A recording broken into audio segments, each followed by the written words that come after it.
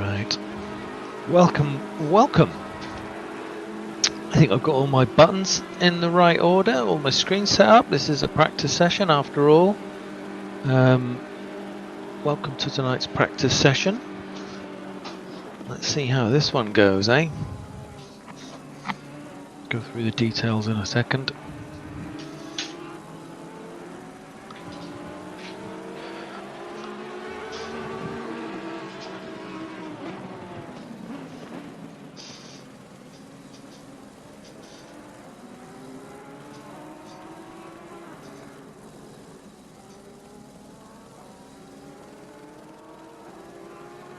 Around 20 minutes left of the practice session.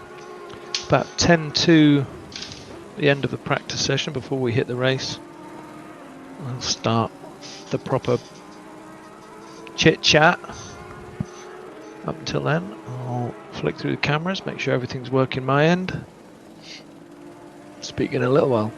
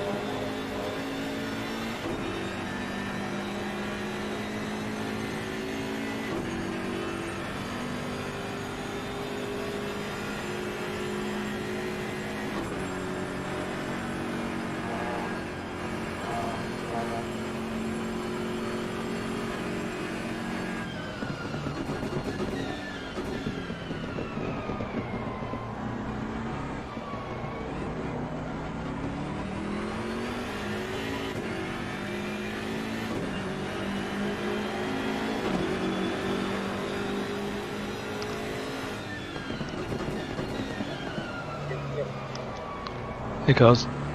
Scrap up. Yeah, I'm going to start it in about 30 seconds or so. Kick us off.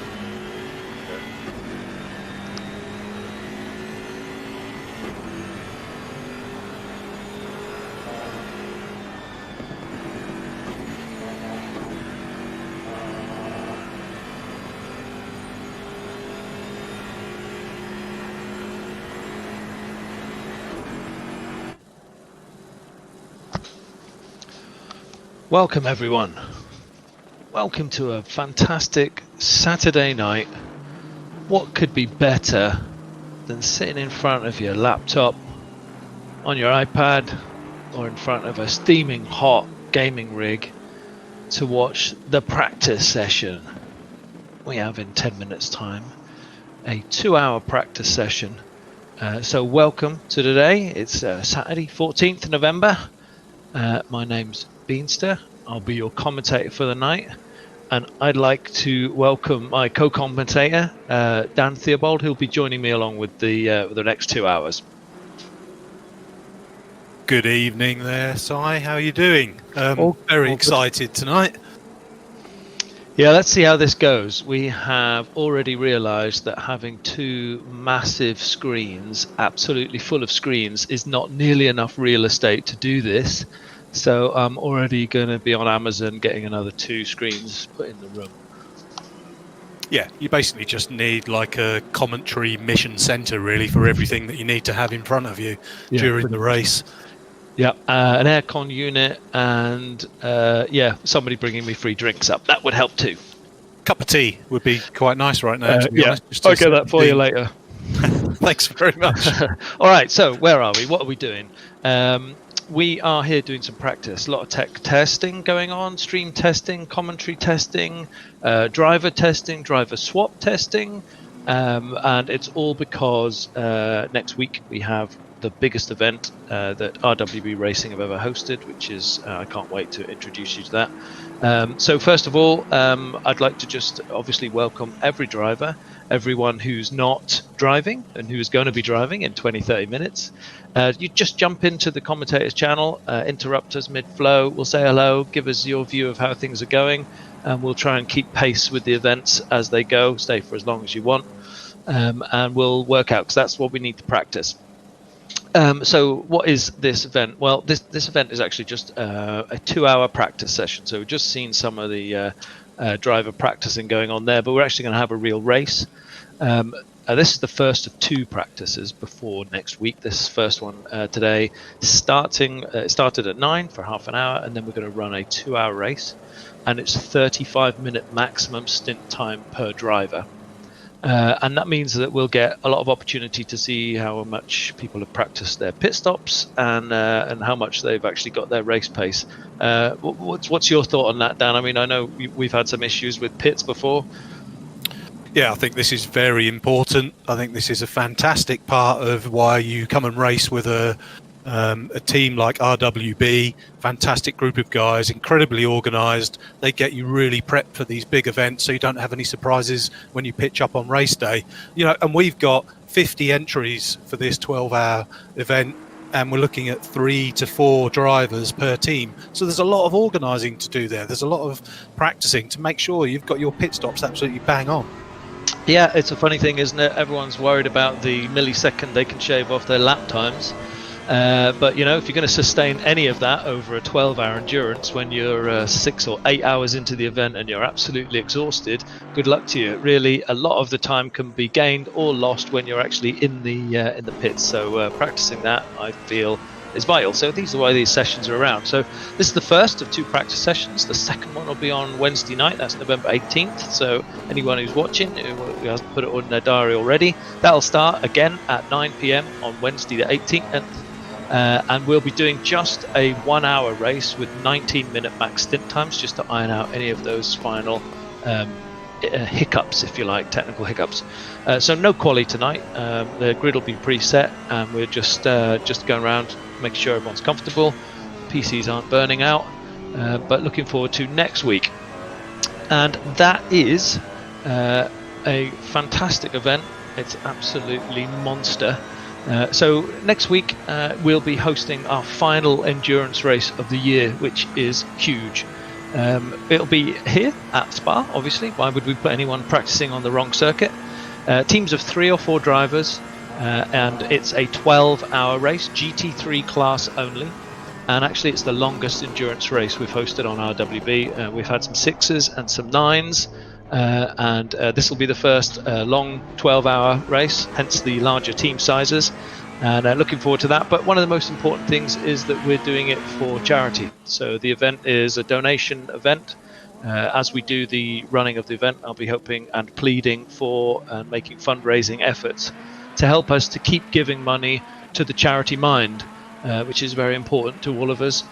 It's important to understand that our mental health is really important to keep track of, and Mind is a UK charity which is helping to make sure that everybody has support either on the phone or with anybody that they need to be able to help them if they're having any struggles. So we're really proud to be raising money for that charity, and that's essentially what we're going to be doing a week from today.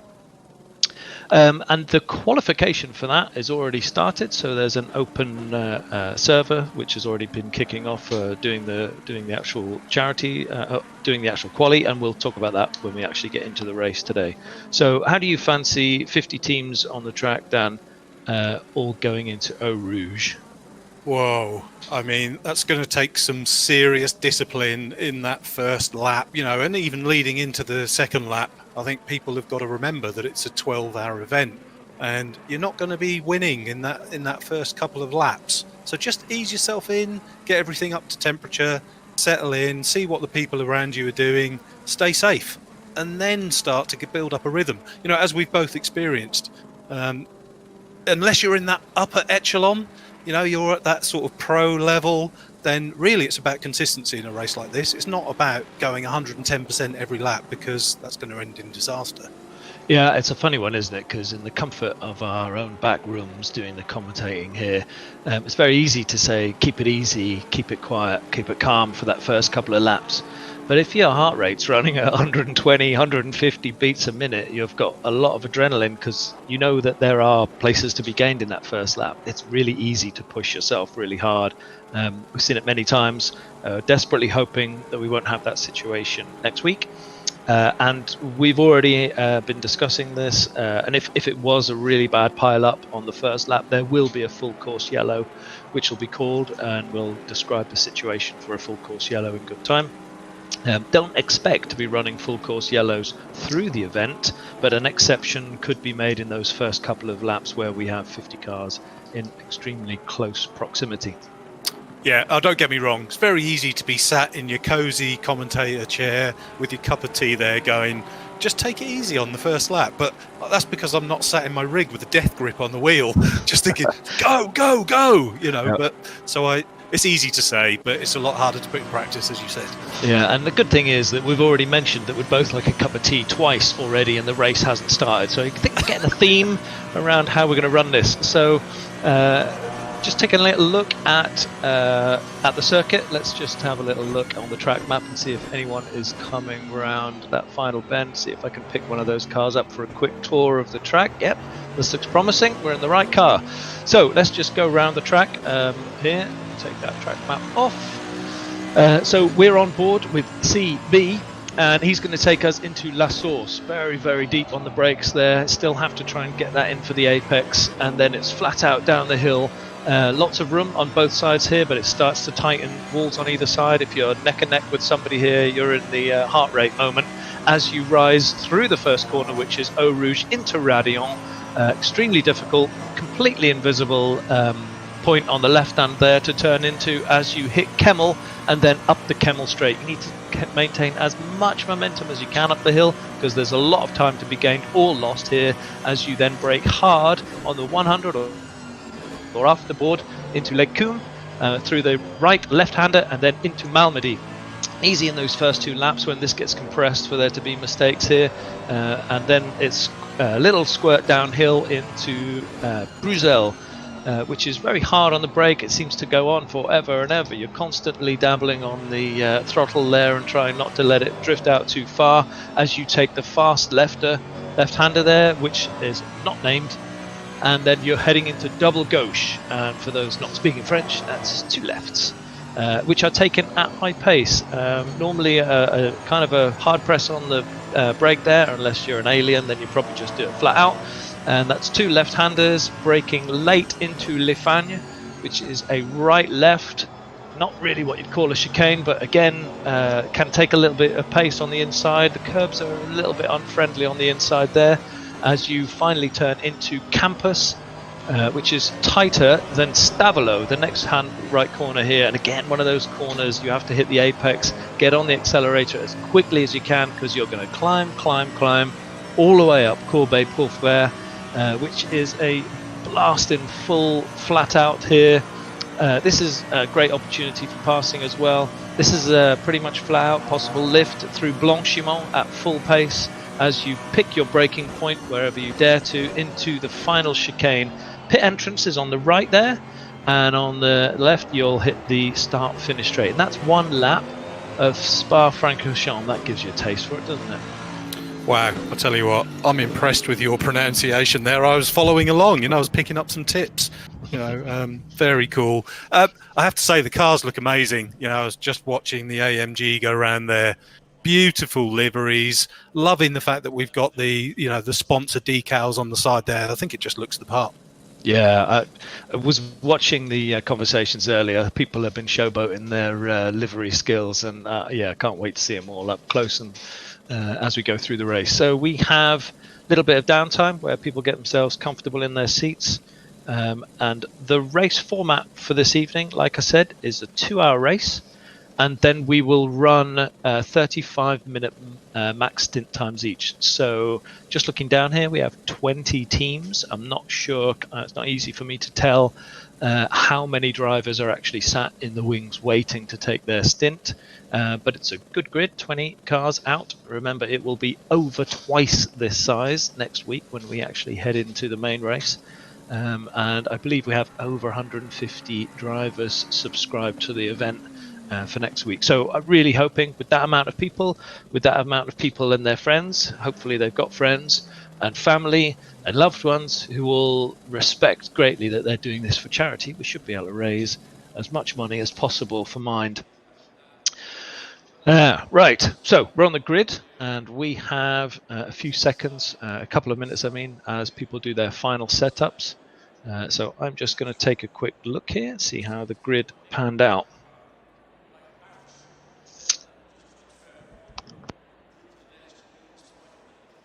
And that's my first test.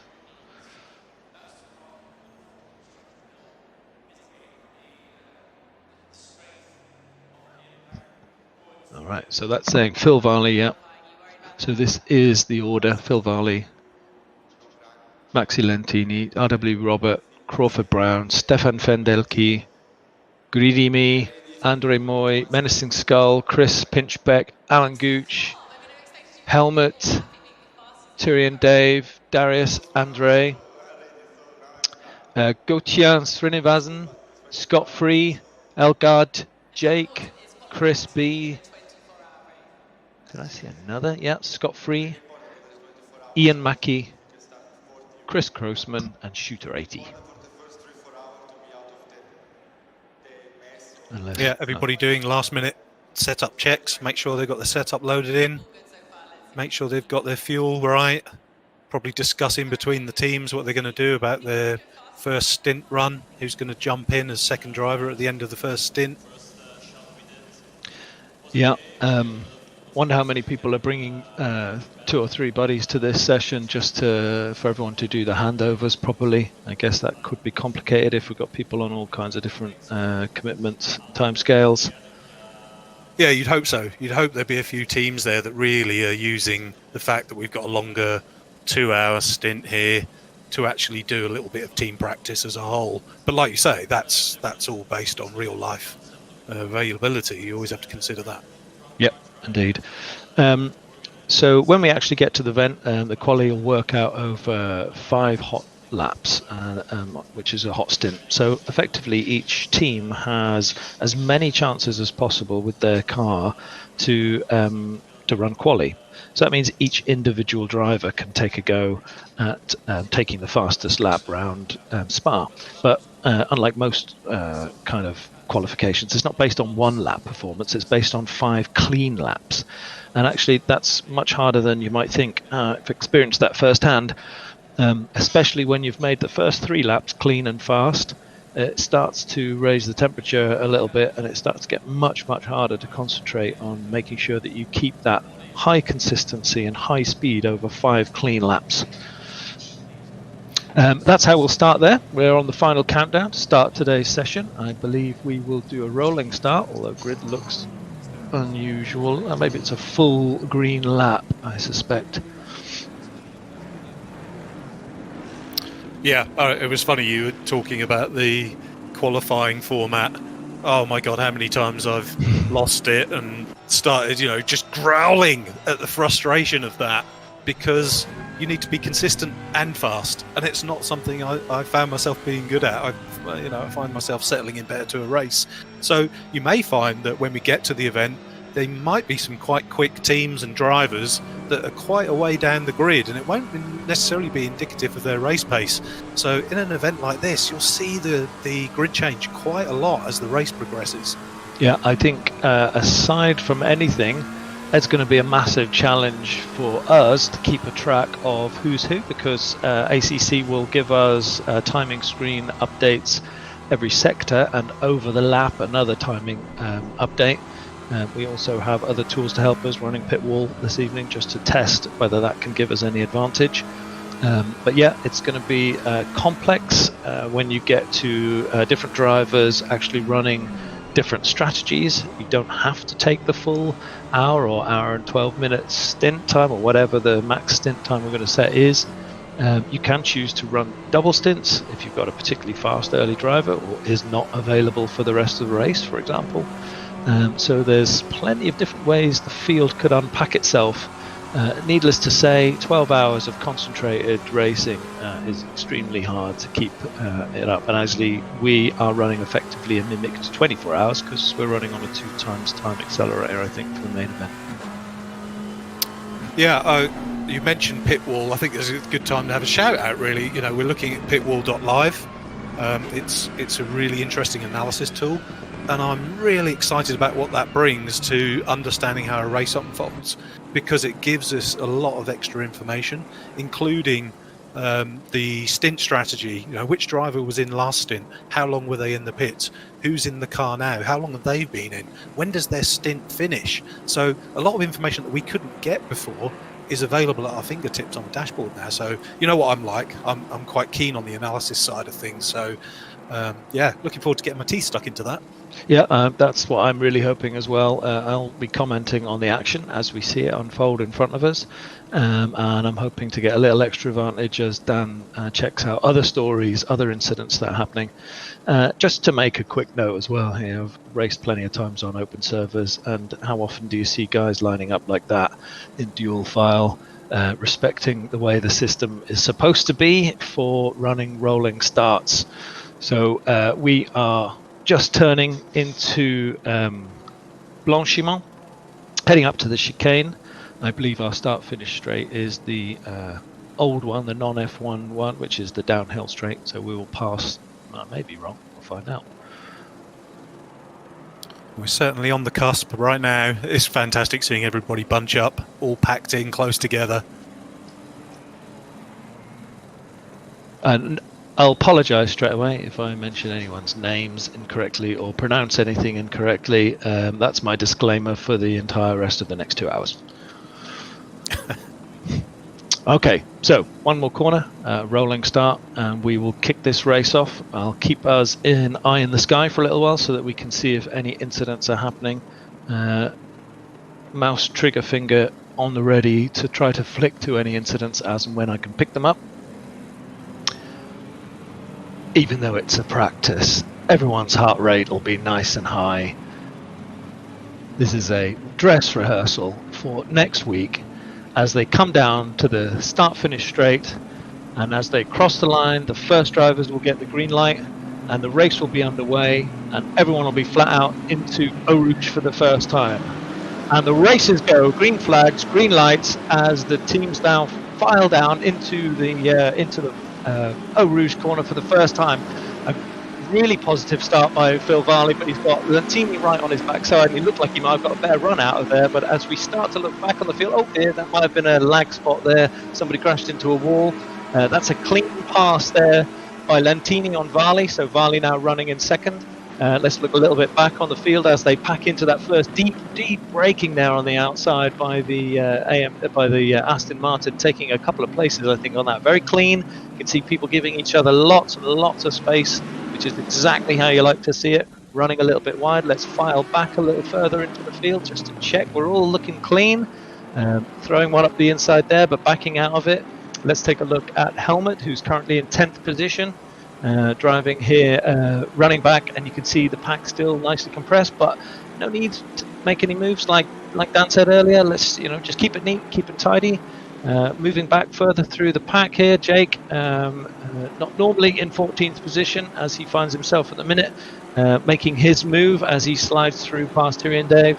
That's a nice clean move, and that's going well. And now heading down into Les Fagnes for the right left-hander. So all clean so far, nothing going crazy on my scoreboards here. Nice clean start by everyone, and so far so good. Yeah, very well behaved. I watched the start from P10 with Lindsay and just sat back a few rows just to see how that felt being right in the pack, particularly going through Eau Rouge and up into Radion, and wow, that's pretty scary, you have to say. But everybody was so well behaved, and Lindsay picked up a few places through those first early corners and through the chicane and into Bruxelles. So right. Yeah, really, really nice to see. Yeah, Lindsay now currently running in 7th position, just trailing behind RWB Robert. Nice start here as they've passed the start-finish for this first time. And we have Maxi Lentini at the front, followed by Phil Varley and Darius Andre in the 3rd position here. A great start. Looking forward to seeing how this pans out as we take a look at Max at the front here. Doing a great job keeping it nice and clean. Yeah, and already opening up quite a significant gap for just one lap. Yeah, exactly. There you go. Yeah, indeed. Yeah, looking at 1.8 seconds, I think the timing boards are saying here. 1.7 seconds between Max. That's a really stretching his legs there in the Lexus. Good to see a Lexus at the front. Not what I was expecting to see. But going very well so far. Yeah, interesting that, isn't it? Incredible car in the wet. It's highly regarded for those situations, but not normally a top performer in dry conditions. But he's making the most of being out there in P1 and getting a rhythm in early. Like you say, don't expect to see it, but it's nice to see. Yeah, indeed. Yeah, and he's definitely making a good gap here. He's already at 2.6 seconds. So Phil obviously pacing himself or just settling into the race here. Going further back down the field, we'll look at Darius, who is in 3rd position. A little bit of a group there. I think we might have a stretched gap here between 2nd and 3rd, with Greedy Me and Skull just behind. If we go on board with Greedy Me, we'll get a chance to see what it looks like as you go into out of the corner there, heading now into the final corner which is into Stavelo. Maximise the line as much as possible there, trying not to be too greedy on the left hand side, and then just try and get underneath the car in front of you so you can get a tow up the hill, and then as fast as you can get around Blanchimont. Looking good for Greedy Me. Yeah, I think you raised an interesting point there where you talk about not getting too greedy on some of those exits. That's a very critical thing to be thinking about in an endurance race, is track cut warnings. Everybody's under those same rules. Everybody needs to think about it. And once you've racked up 3 of those, the next one's going to get you a drive through, which is going to have a big impact to your race. So that's what we're saying about, not running at 110%. You've got to be quick, but you've got to stay within those track boundaries. Yeah, and just for clarification, that warning that occurs when you jump outside of track limits, it's for the car. It's not for you as a driver, so that doesn't mean if you have a team of 4 drivers, you can hit 4 mistakes for each driver and have 16. That means you have 4 mistakes before you get a stop-go or a drive-through, depending on the severity. And over 12 hours, that needs management, because each driver who's sitting behind the wheel may have accrued a couple of the off tracks themselves, but they may be inheriting 2 or 3 from their colleagues, which will have an impact on the way they drive. Maybe they've been pushing the limits in previous sessions, and now the team have to coach them to take it easy around the corners, because a 30-second stop go is brutal here, especially considering the pit lane length. Yeah, and do you know what? If you can do 12 hours around here as a team with 3 or 4 different drivers without actually picking that penalty up, then my hat's off to you. So that will be interesting to see if anyone actually manages to maintain a clean sheet. Yeah, massive challenge. Just checking here. Okay, so yeah, the clean starts most of the way around here. We'll take a little look at how the pack is actually bunching up. So you can see leaders taken a lead here. Car number 222. Max Lentini is really stretching out in front of the other guys, and then you've got a gap of around about 5 seconds to car 488, which is Darius Andre. After that, we're starting to stretch out, and actually I think maybe we're looking at car 88, which is Jake Moore. No, Helmut, Robert. It's probably looking something like it's all the way down to around, yeah, car number 42 is at the front of the chasing pack. So you can see there's actually a really large group of drivers with Helmut at the front of it, who is kind of a little bit dropped back here. Sorry, I made that mistake. It's actually 646. It's Paul Lindsay, currently running in 6th. Is at the front of the next group. So we're getting some split already, and that's actually because I guess people are just settling in easy. There are some quite difficult places to pass. But actually, I mean, what's your view on that, Dan? Spa, not normally known for being particularly difficult to pass on. Where would you find the best places, do you think, to make a move? Well, obviously, if you can master that Eau Rouge into Radion, and you've managed to get a grip of that, get incredible pace through there, and kept it clean, you can tuck in behind, take a bit of advantage of slipstream, and really have a go down the Kemmel Straight and into Lecombe. But I think there are many other places where you can take advantage of a line, maybe be a bit cheeky, duck your nose in at Bruxelles. Spas, like you said, I think there are many opportunities. So yeah. While we've been talking, I think Phil Varley has dropped off second place. So Phil is no longer in second place. He was chasing down Maxi Lentini, and now he's in third. And Darius Andre is currently running in second place. So I don't know what actually happened to Phil there, but he's dropped off the pace a little bit. Not too far back, if I'm checking the figures correctly here. He's still in third. But he's now 1.2 seconds behind Darius in second place, and Darius seems to have moved up the pegging here. So just want to check if Darius is actually starting to pick up on Maxi in the lead here. Have we got a chaser for the lead, if you like? Yeah, I've just got the analysis charts up right now as we speak, actually. I'm just looking at those top 3. And once we got beyond lap 2, sector 2, I mean, right through lap 1, lap 2 into sector 2, Darius was dropping on the leader, but pegging third place now. And then when he got to that point, obviously started to find his rhythm, and I can now see a gradual climb as he starts to close the gap, and that crossover point where he snatched the P2 position. So he is now closing that gap down on P1. So what's your estimate then? Is he going to make it in the next 5-10 laps, or even quicker? Let's just have a look at the data there. I think it's going to take him quite a few laps. I mean, he's only gaining a handful of tenths, maybe even 1/10 per sector at the moment. So it's going to take him some time to close down that 4.5 seconds. All right. Okay. Keep an eye on that. So far, Maxi Lentini in front with Darius Andre in second, Phil Varley in third, Greedy Me in fourth, Menacing Skull in fifth, Paul Lindsay in sixth, James Hartnell in 7.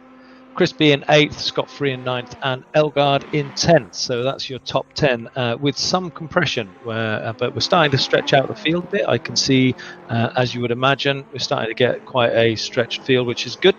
As we still tracking Darius, let's take a little look at how Maxi is doing at the front here. And I'm going to check in, just make sure that he's not having any issues in the car. Or we take a look at the other drivers and their gaps. There's actually quite a tightly packed group here, in and around 10th and 11th place. If we take a little look behind. So actually this is behind Ian Mackey, who's currently running in 11th. You can see there's quite a squashed up little group here as they track into each other. Looking like they're having their own battle. We are only 10 minutes into this race, and I've probably drunk a litre of water. Yeah, I think this is exciting because it's, you know, watching this race unfold. Even though it's a practice race, we've both been in practice races, and let's be honest, all of us that do this have got a competitive spirit. So you're not really taking it easy. You want, you know, there's a little bit of ego there, and there's also, you know, that reward of going, well, yeah, I know it was a 2-hour practice race, but I came in P1. Still won it, yeah. Having said that, if I remember rightly, the practice races I've been involved in had a blistering race, felt really great, and then absolutely blew it in the race itself. So although we say it's a dress rehearsal, it probably bears little or no resemblance to what a real 12-hour is going to look like. But it is great to get the tech issues out of the way as soon as you can, because there will be tech issues. There's 150 people who will be joining or more next week for the main event, plus a number of spectators. And yeah, it's going to have some issues. Some drivers will have lagging issues. There'll be some rubber banding of the cars if there's some issues around people's networks. Obviously, these things are prone to crash when you desperately don't want them to crash. The guys are here to learn all of those things. For example, driver number 1 always has to be on the server first. It's all that kind of technical stuff that you could easily forget to get right on the night. And if you've spent the last week hammering this circuit, doing hours and hours and hours of practice, you don't want to blow it on a one-off just because you've forgotten to do something technical. Yeah, absolutely. Just scanning through the field here, James Hartnell in P7, number 268, just caught my eye. He's gone purple, fastest lap, purple in the first sector, so he's just nailed a 2:18.978. So he may well be on the move. I'm going to take a look at him. Yep, got him on the helicam. He has a particularly spectacular paint job, I have to say. Some of these liveries are fabulous, and that one really is a standout. Yeah, moving up, James Hartnell, great to see. He's only 0.3 seconds off the back of Paul Lindsay. In fact, looks like he's making a move here. Yeah, he's put it up the inside. That's a nice, tidy overtake as we go through the corners there. We'll head down now to campus and then into Stavolo. If he can defend this, he's looking like he's just got himself safely into 6th place. Well, I'm glad we picked that up at just the right point there. No, you picked that up. Well, like you said, this is a practice session for the drivers. It's a practice session for the teams, but it's also a practice session for the commentary team here. You know, trialing some new technologies. We're trying to find out where we can highlight really nice things and battles going on the circuit. And it's a challenge. There's a lot of stuff to click around here, but suddenly you start to see these moments, and I can't help but get excited by the possibilities of that. Well, you say we find good stories, we find things that happen, but just pick up on Helmet. He's got a stop-go penalty, a 30-second stop-go penalty. What would that be? It could be a number of offs. He's not going to have been in the pits and sped in the pits at this point. You know, a stop-go penalty, and he's currently running at the back of the track, so it's all good. It's practice, not the real race. But I wonder how that could have occurred, that Helmut would be running in 21st with a stop-go penalty still to serve as far as I can see. Yeah, I'm just taking a look to see if we've got some incident verdicts there.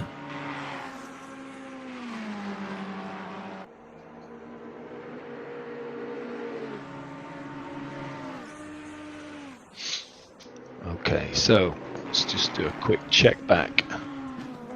Maxi Lentini still leading this race with Darius Andre in second, having taken that position from Phil Varley. Greedy Me currently running in fourth with Menacing Skull in fifth. So if we jump on board Greedy Me, let's see how his race is going. Always an interesting choice is the type of car you pick. It's very personal. You know what cars people are driving out here, which ones they're selecting, how they're setting the cars up, what they're predicting the weather is going to be like. The AMG is one of those cars that I've seen a number of times and on a number of forums that there's some people that think it's a little OP, it's a little overpowered in the game, a little easy to drive. And yet whenever I've looked back at the winning charts for a lot of the RWB racing, it's not always the AMG that's at the top of the list there. But if it was you, Dan, what car would you pick for this kind of track and why? Wow. Well, you know, I'm no expert. And my approach normally is just to put a lot of practice in, maybe pick about 5 different cars, go out and do 10 plus laps in each car and see which one feels good to me. But, you know, the Ferrari is always going to be a strong car around here. You're always seeing that at events near the top of the list. The Porsche 991, absolutely amazing car, but really requires an expert touch, I think. And of course, the AMG's got a lot of grunt. So there are a lot of cars here. Although, you know, when I look through the list, I think there's a fantastic split of entries. You know, we're actually seeing BMWs in here. We've got McLaren. We've got the Audis, Bentleys, Lexus. I mean, we've pretty much got the whole field covered here, which is great. I noticed you dodged my question. What about which car I'd actually finally choose? Yes. Yeah, I was giving you a political answer there. Yeah, I know you were. I know. Going, yeah, this would be my car. Every day. I mean, for me, I need something that's a bit safe. But I'm actually liking the AMG at the moment. You know, picked up a few tips on that recently, and I think that would be the one I'd be going for. I'm looking down the field here, and I'm sad not to see a couple of Bentleys. I love the way that huge beast can run fast laps around the circuit. But like I said, it's really personal choice. It's how your driving style matches to the car dynamics. With this circuit, it's a balance, isn't it? It's one of those great racetracks because you have to pull the car up 2 hills, up the Kemmel Straight and up the Pulfair. So you need a lot of torque through all gears, you need a lot of power to push you out of these corners. So it's not necessarily always about lightness or agility in the corners. But having said that, you've got Le Fagnes, you've got Campus, you've got La Source, the chicane itself, and Lecum and Malmedy, which are all really quite tricky corners at medium speed, kind of 70, 80 mile an hour corners. So very difficult to work out which one you're really going to get the advantage of. And I think that's one of the beauties of the way that the balance of power here works across all of these cars. Yeah, absolutely. It's still about the driver, right? If you've got a really capable driver, a really capable team, they can make most cars work around here. Jaguar, most of the cars on the grid. Actually, I mentioned Bentley thinking I'd seen one, but I'd misrepresented it. I saw the Aston logo in tiny size and missed Bentley. I am sorry, Bentley. Please forgive me. Yeah. Okay. So going well so far. Gap is at 5 seconds between Maxi Lentini and Darius in second place. That's slowly creeping up. Phil is pegged at 9 seconds, so it looks like the top 3 there. But you've got Greedy Me now, and that's why I'm keeping focus on this. Greedy Me is putting pressure. This is AMG chasing down Phil Varley in the Porsche. And it looks, if I just have a little look at the data here, see what the trend is between the 2 cars. Is Greedy Me really actually catching Phil or not? Well, interesting you're talking about those. I've still got my eye on James Hartnell, but let me come back to them. He's now moved up to P5. But if we're looking at Greedy Me, let me just toggle those on and have a little look at this. Yeah, I've just got that. The trend's up and down, but it's generally speaking, he's bringing that gap down lap by lap. It looks to me like Greedy Me is making a push here, but like you mentioned, look who's behind. So it's currently all about James Hartnell, who seems to be making a monster recovery, and in fact could well be making a move here. Let's jump on board with Jamie and see how he manages this, because you've got Greedy Me, who's catching up Phil Varley in front, so he'll be very, very attentive on his own gaps, but his mirror is absolutely full of a luminous yellow and a luminous green Lamborghini. He's just trying to find a gap. He's squeezed his nose into that corner, which is fantastic, but what great driving there. Greedy Me knew he was there, didn't close the door, just kept the momentum up through the corner and protected his position. You've really got to make a pass stick here. You can't just dive bomb. There are no dive bombing in RWB racing. Everything is about making sure you make that move properly, and as it should be. But this could be a second chance for Jamie. He might get the toe up the hill here. Yeah, I just love that whole ethos. It's like you can race hard but race fair, and that's exactly what we're seeing here right now. Greedy, he knows where to put his car on the track there. He's gone defensive. He knows that he's then got to fight through this chicane, but there's no contact. These guys are respecting each other. They're giving each other space, and after I've said that, it's all happened. It's happened through the chicane. Fantastic. Yeah. Greedy Me covered the inside, but great chicane there taken by James, who managed to put his car on the correct side of the track for the exit. And again, he's made another move. So Jamie has moved up from about 6 or 7 since we've been tracking, and we're only just over 20 minutes into the race here. So in about the next 10 or 15 minutes, we'll start to see some pit stops. But it looks like man on the move is Jamie Hartnell at the moment. Greedy Me, I probably not lost his rhythm if he can keep his eye in there. I think he was still towing into Phil Varley, and as I track through the times, I think Phil and the rest of this group are slowly getting dropped here by Maxi Lentini and Darius Andre, because the gap is now 5 seconds between 1 and 2, and now 11.9 to third position. It was 9 seconds a couple of laps ago, so that's probably some time lost while they're scrapping between third and fourth here. Yeah, I think there's probably a lot going on down the pack, and obviously we've focused a little bit towards the front at the moment, but that's where I can see lighting up on the timing board last 2 laps, Darius pulling in purple laps, so he's obviously now on a push, he's on the move, and again, of course, we're looking P1, P2, so what I will try and do is take a little bit of a look further down the field to see what's happening. Perfect. So just checking back here, Helmut has already done his stop-go for 30 seconds, and needless to say, that's put him in 21st. I don't know whether that's a retiree. No, Helmut's still running. Good. He is now 3 laps down, but that's not the point of tonight, even though I know he'll want to get as many good laps in as he possibly can. I didn't see any incident verdicts pop up for Helmut, but I noticed both Badowski and Helmut both 2 laps down, so I don't know if that's something that happened between them. Well, we'll find out after the race, I'm sure. Yep, indeed. As we look at Maxi Lentini on his 10th lap, he's now got a cushion of 5.2 seconds to Darius, and looking pretty comfortable at the front here. So let's just put up the track map and see where other action is. You can see car 268 is in the pack.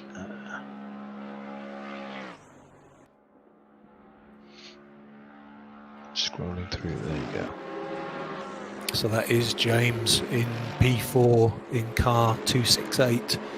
So you can see there's a lot of cars bunched up behind that scrap that's going on there, because you've still got those guys essentially battling away just after James pushed through into P4.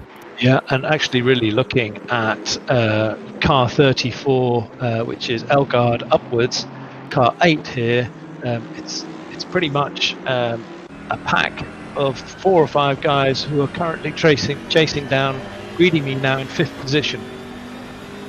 Phil Varley has dropped another position, that's right. Okay, so I'm just checking myself there. Yes, Phil was overtaken by James. So James is in 3rd position. Really having a great race so far. So we're on board with Elgard. This is the Beamer, which is a fabulous looking motor car in this race. He's got another stunning job here, look at that. So currently running in 8th position. There's a very tight pack here running together, so it's really just a case when you sat back behind 3 drivers and they're tracking each other. What's going through your mind? I think you're really looking at your gaps in front, your gaps behind. Your teammates typically during the race are giving you some information just to keep your head in the right place. Yeah, great laps. You're on target. You're doing fantastic lap times, closing in on the guy in front, or you're dropping the guy behind, and you're just trying to build that rhythm up and look for opportunities. Yeah, it can go either way, can't it? I think part of your brain is also tracking and watching other drivers' behaviours. How are they different to each other? What lines do they take that might be different? Maybe at this kind of level, the lines aren't really that drastically different. But you're really checking on who looks like who's being racy right now. Because if you can track this pace and you can sit comfortably here, there's nothing wrong with sitting comfortably here. Just monitor it. Sometimes part of my brain is always saying, let's see if they get into a tangle and I can inherit a lead. I don't always have to be the pushy one if I'm not feeling like I'm that much faster than the others. And you can see in front of us right now, CB getting very close in front. He lost his line there, and I think he's going to lose his pace all the way up the Kemmel Straight here. In fact, what a fabulous run there from Elgaard. He's taken 2 cars in one straight with enough pace to carry him comfortably ahead. And actually, I think the main sufferer there was the McLaren. I'm just checking who that was. Was it a McLaren? Did I lose myself there? I think it might have been Menacing Skull that got dropped 2 places in that run. And now Elgaard. In the Aston. Yeah. Oh, Aston. Oh, that's BMW power for you, isn't it? That thing is an absolute monster in the straights. So if you can get a setup that actually allows you to maintain parity through the corners, the fast corners, the slow corners, then you can really take advantage of that grunt. And he's driving past an AMG, which is no slouch. I can't drive that car. I have to say, I think that's a really challenging car to drive. Maybe I've never found the setup, but I've always found it really frustrating to deal with if I'm in close proximity on a long straight. Yeah, it's a large car and it feels large inside it, so I think a lot comes down to setup. I was always surprised at how good the brakes were, though. I never thought it was going to be that sharp on the brakes, but you can really hammer that one. And Elgaard, we're following the right guy on the right moment here. Wow. Looks like he's making another move as we track across. Man on the move. Looks like it, doesn't it? Yeah. Will he put it up the inside? He's got all the momentum, certainly pressuring Greedy Me here, but we've seen Greedy Me defend very comfortably in this position before, places his car safely in the middle of the track. He's not worried, he brakes as hard as he can, and then he takes the pit. So Greedy Me's gone for his first stint changeover, which could be good timing, because if you get in that tussle, you're going to lose lots and lots of time defending and taking the wrong line. So that could have been a really smart move from Greedy Me there, sliding off into the pits, get out of trouble, get a clean air of track for the next driver, as we see CB now trying to get some revenge on that previous pass, and looking like he's got the momentum down and into Beau Rouge. Will he have the bottle to go for this? Oh, clever. Wait for the right moment.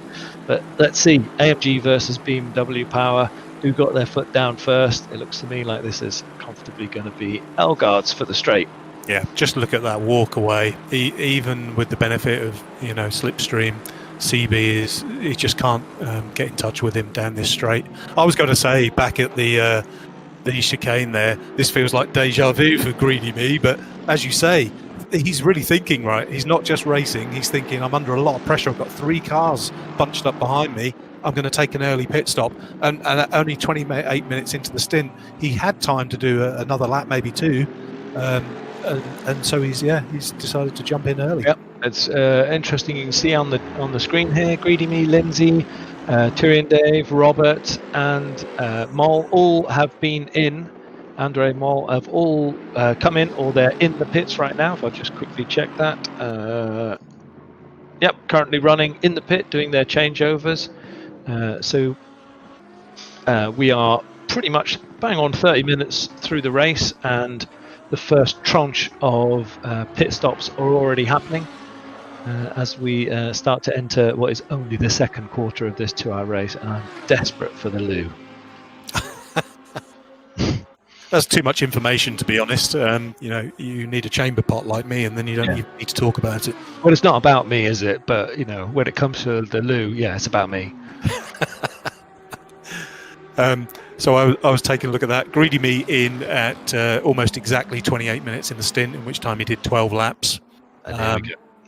And now coming back out, and I'm just checking to see if I can pick up who's in the car now.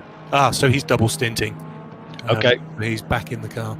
Okay, as we see James Hartnell now from third position, taking his position in here. But up front, Maxi Lentini still driving comfortably away.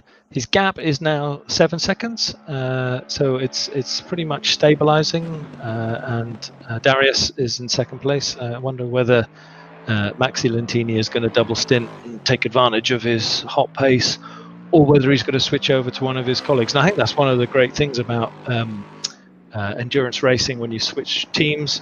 The team mix that the guys have picked for each other sometimes is because you've got 3 or 4 drivers who you know well, you can work with. A little bit of a touch on the curb there. You can work well with, or you just know that they're going to be strong and solid pace drivers, or maybe they're just average pace, but they're so consistent.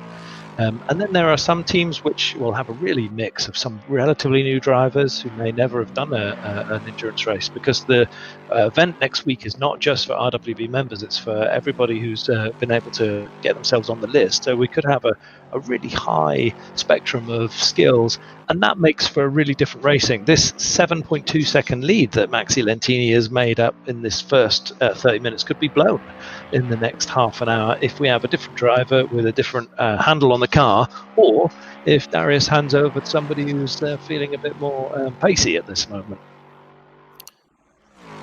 Yes, I think that's always a challenge in an endurance race, is actually really trying to get a flavour of which team is going to be in the running. You just can't tell early on, because you just don't know what the performance of those individual drivers within the team is going to be. And I think it's really nice to have a mix of abilities, because you can plan and build your strategy around that, and it gives a chance for teams to coach other drivers and bring them forwards and build their pace up. And it's just fantastic. You don't need to have 4 fantastic aliens to have a fun race. Exactly. We are watching Maxi Lentini and Darius Andre both taking the same opportunity to pit. So the car at the end of the pit straight is a Lexus belonging to Maxi Lentini, and Darius Andreas is making his pit stop. I'm going to stay here for a little while just to see what type of pit stop they're making here, because these 2 drivers seem to be moving ahead of the rest of the pack, so they will be the cars to watch when we return out of the pits change. But I want to see whether they're making the same type of pits. You might have had a low fuel load on either one of the cars. Actually, a friend may not actually be quite ready to jump into the car right now, which would be a total disaster. And as we say that, who is that popping into the pits? That could well be, that's Phil Varley. So we have what was cars 1, 2, and 3 currently in the pits, and it's going to get very busy. So I'm going to return as you see Maxi Lentini first out of the pit. So let's get back onto the circuit. And now I have learned something about this new tool we're looking at.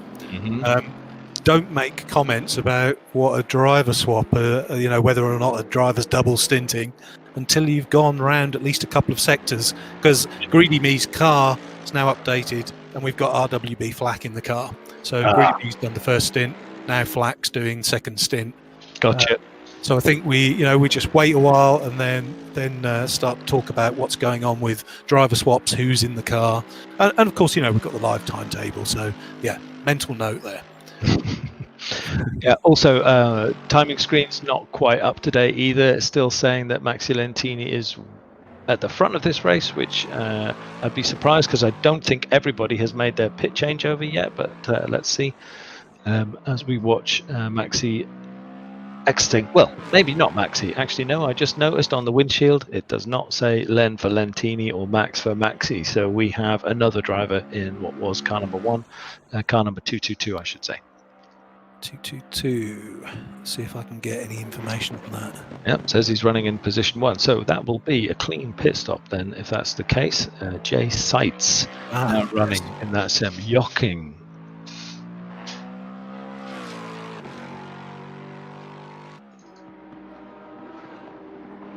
Okay, so yeah, driver swaps now happening. It's now Jochen Seitz at the front in car 222. And that's also a tip. Stop. It's not just about people and people's names, it's about the car numbers. But already, contact. That was James Hartnell into the back of George Hitchen there, who was running in second place. So I think maybe if we can possibly, I might be able to see that again. I'm going to take the scruff of the neck here and see whether I can run a replay. You have to practice everything, don't you? Damn it. Go back a bit further. I can't. It won't let me.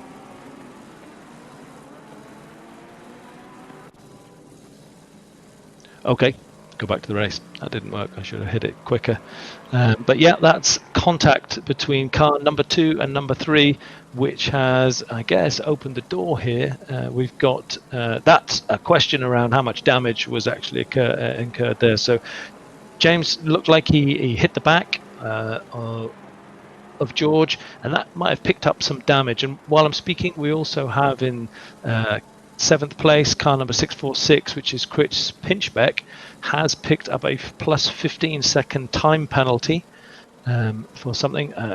Judging, by the way, at the look of George Hitchen's car running wide on the pre-Blanchimont turn, either he's fiddling around inside the cockpit to get something sorted out, or that thing is understeering badly. Let's see. Let's keep a track on that. So the damage was done, I think, in one of the previous corners, and we'll see how he's actually faring. But now you can see in 3rd place is RWB Audi. So he's made his way up. He's just doing that to confuse me, right? It's RWB Audi driving around in a Porsche. He's in 3rd place, looking really good. And right behind him is Matthew Marlowe in car number 909.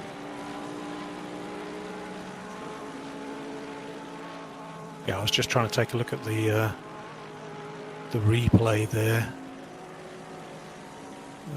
for that incident, but having technical issues too, so that's one to come back and look at. All good. We are coming up to 40 minutes through this practice race, and I can see after the first tranche of pit changeovers, the field is really evenly spread out now. We've got cars pretty much on all parts of the circuit, so there'll be racing going on, but it's actually still at distance. We still have I think 20 cars running. My broadcasting tools tell me there's 21 cars out there, but the screen is showing you just 20, and that could be a glitch. But what we're looking at is Jochen Seitz in car 222, maintaining the lead in the Lexus. About 17 seconds. Actually, my timing board is saying that's around about. Let's have a look at George Hickson in second. Okay. So we have Jochen in 1st position, comfortably ahead of George Hitchen, who has. It's about 17 second gap right now. Okay. Yeah. I'm being more since I see that. My timing screen here still has James Hartnell in 3rd position, which is an error because it's actually Audi who's making a move right now on George Hitson. So we'll take a little look, see how he's going to make that pass stick. That's close. Beautiful move there by Audi. He takes the position. That's moved him up to. Wow. That's got confused. Looks to me like actual 2nd place, but when I look at the timing screens here, it still says this car is in 2nd, which is not true. James Hartnell not here. So yeah, that looks to me like Audi has taken 2nd place, and as the timing boards start to actually correct themselves, we have a 21-second gap between Audi and Jochen Seitz in the lead here, with Hitchen right behind, and you can see Matthew Marlowe right behind them as well. So packing in here. Getting quite tight in this little chasing group. Ignacy Bucek is in 5th, Chris Pinchbeck in 6th, Jorgen Wilby in 7th, Eddie Warden in 8th, Flack is 9th, Medster is in 10th. We have Vaibhav Beffer I got that right. In 11th, Aku Pitakainen in Nice. 12th. Thanks. I think you did a better job than I would have. Yeah, well, he'll probably attack me if I didn't. Crawford Brown was in 13th, Jody Barraclough in 14th, Westenberg in 15th, Scott Free 15th, Martin Peterman in 16th, Dylan Muller 17th, Sean Wright in 18th, and Marco in 19th, with Gabsy in 20th, and mine says another car in 20th, just shoot at 80. Not showing on screen. I was just taking a look back to see I could figure out how Pitchbeck picked up that 15-second penalty, and it was a collision between himself and Badowski, car 88, at Blanchimont. Saw a car there. Really fast left-hander. Yeah, I just noticing here that Matthew Marlowe has made a move and passed George Hitchen as well. That car's going backwards. The Ferrari here in black and orange of George Hitchen, which was running in second place pre the first pit stop, is actually dropping back through the pack. Now that could be just because the driver's taking a little time to get up to speed on the circuit, or it could be that it actually did sustain some damage when it looked like James Hartnell's car clunked it in the back here.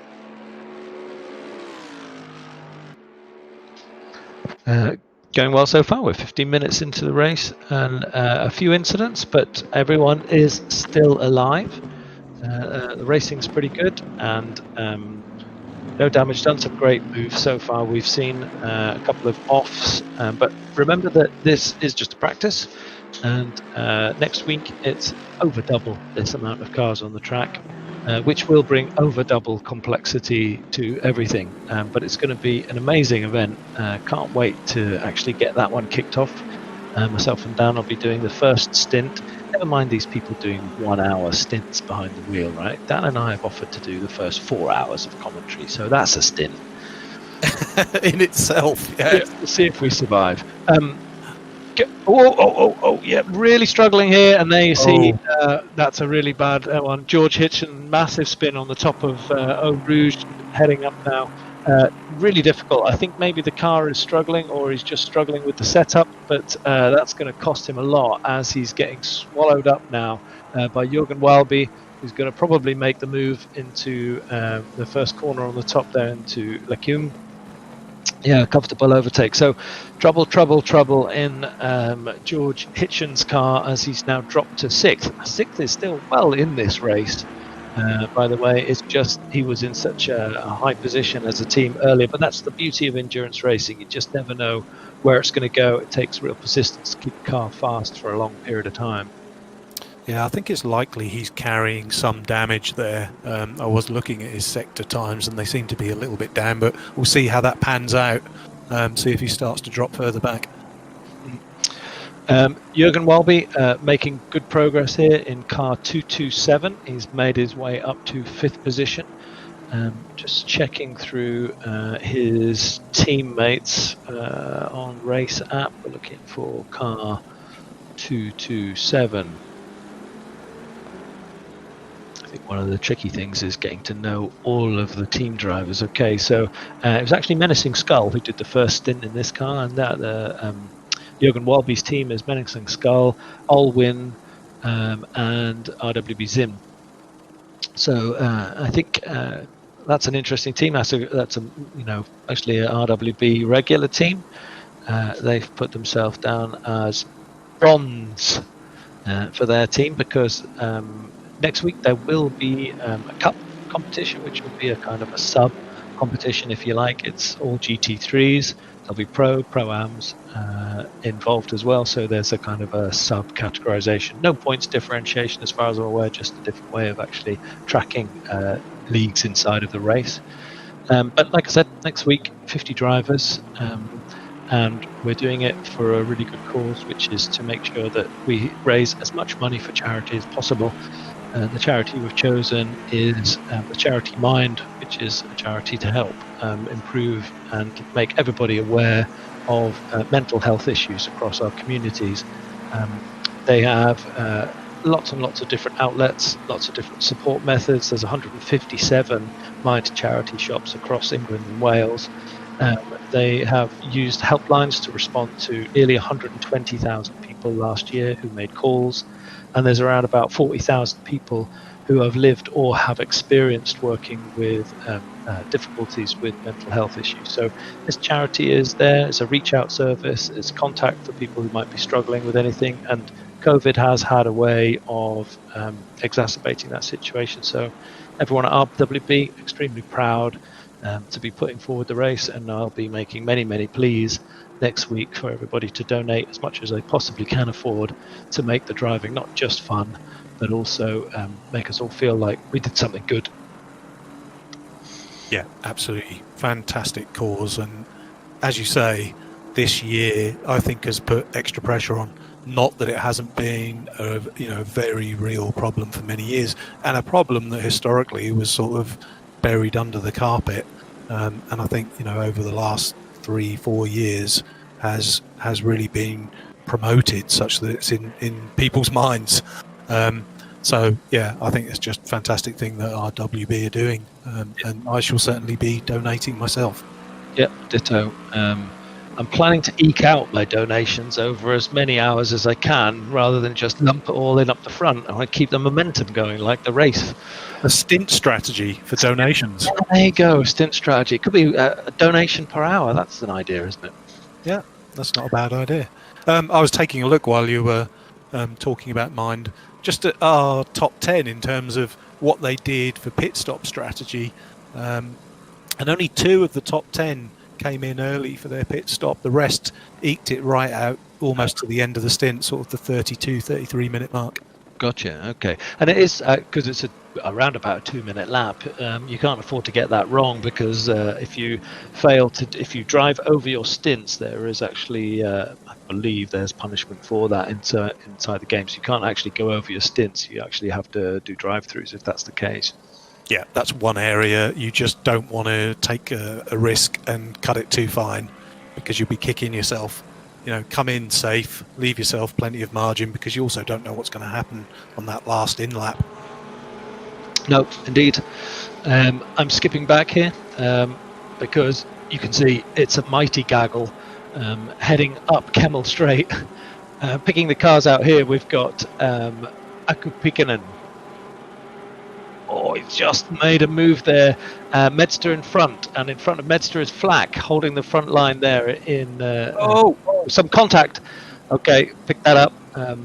I missed what happened there. Was that the BMW? No, that was Aku. He'd made his move. He looked like he had most of the momentum going up the hill, but unfortunately got caught out at the top of the hill there.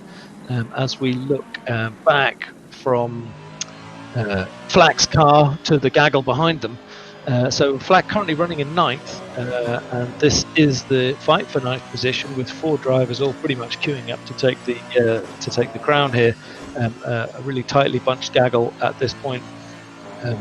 Really looking at how you can make your car, as wide as possible up Kemmel Straight, and that was quite difficult to understand what went wrong there. There was just car-to-car contacts on the right-hander at Lecum. Yeah, I think it's just a case of, they're bunched up 4 into 1 just isn't going to go. And so it would maybe have been a bit of a minor miracle for all of them to make it through there unscathed. Yeah, so tightly packed as they came to the end of the Kemmel Straight there. Yeah. We're now looking at Vipab, who is running in 8th position. Behind him is the rest of the pack. Oh no, I misunderstood that. I thought the rest of the pack were behind him. Was actually the pack behind I should be looking at, which is Flack, who is under enormous pressure from Medster. So we'll see if he can make that up the inside. He's got his car in the right position. That's a good turn in, though, from Flack. He gave space, and that compromised the line. Oh, the BMW just gets its back end around, which has given Audi another chance here. It looks to me like Crawford. That's Crawford, isn't it? Behind, yeah, there you go. Crawford's running on the outside of the Beamer, and I think that might be a technical glitch. That looks like a disconnect to me. Okay, we're always picking up all the best of the action as the car drives clean out of the whole of the arena and into front. So currently tracking with Audi. Let's take a look and see what this looks like on board. how is this going to stack up? You've got the Porsche against that BMW power. Yeah, he's got the run though. Yeah. But just not enough grunt when he gets out of the slipstream. But great brakes. He's taken a really good line there.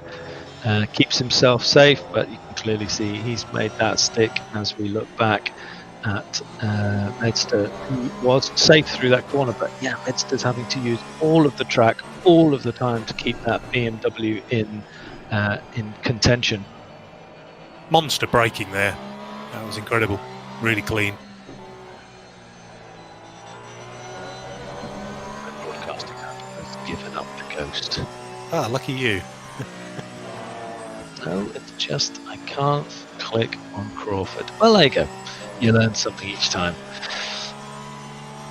So just taking a look at our P1 car 222 and just comparing the two drivers, and they're very closely matched. So we've got a couple of quick drivers there.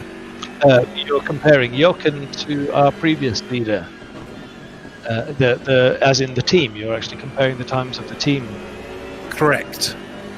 So we're looking at Jochen Seitz versus. I've now lost that. Hold on. Too many clicks going on here. Versus Maxi Lentini in the first stint. Both doing 219s up and down the 219 low to mid. And so yeah, incredibly closely matched within that team. Yeah, that's one to look out for. Tracking back on the brute force battle between these two Beamers, we're tracking with Medster and also with Aku. I think I've given up trying to pronounce your surname, Aku, if you're okay with that.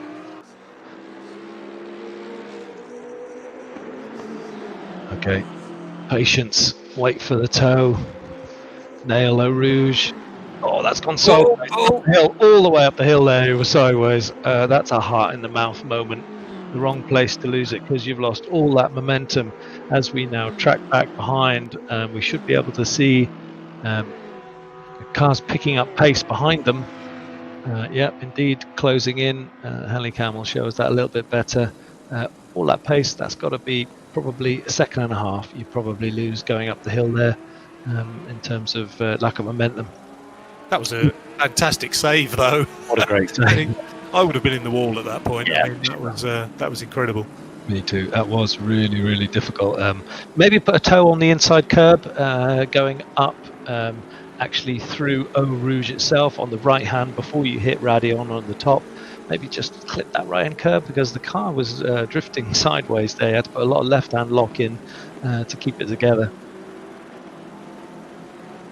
Yeah, I mean that feels like heart in the mouth every time you go through, Eau Rouge up into Radion. Yeah. I mean, you can make so much time up there by being on the limit, but the car is also on the limit and bouncing around. Indeed, it's one of those things, isn't it? You practice and you practice and you practice, but for me, at least, every time I come up to Eau Rouge and Radion, there's a 20% chance it's going nowhere. Even though you practice it again and again and again, each time you have to be so precise. You're always mentally tracking how much throttle you can keep in, if all of it, as you go through. And you can see the difference in power there from the Porsche and the BMW. This is not, GT3. A little evasive there as he hit the brakes late, but GT3 isn't a series that allows for push to pass buttons or any DRS wing drops or anything like that, so there's no aero changing, no performance improvements in these cars. That's just pure grunt and probably a better exit from the previous corner, but it makes it really interesting when you're actually trying to attack a car like a BMW and you're in a Porsche, is you know where your advantage is, and it's going to be through all of the more technical corners. But that just means you have to get all the technical corners right. Yeah, and you've got to string those together.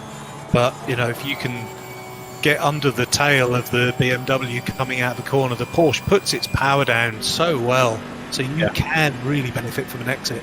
Oh, nice switch there. So you picked something up. Yeah, I picked up Aku pressing in the end of Kemmel Straight onto the back of Flack.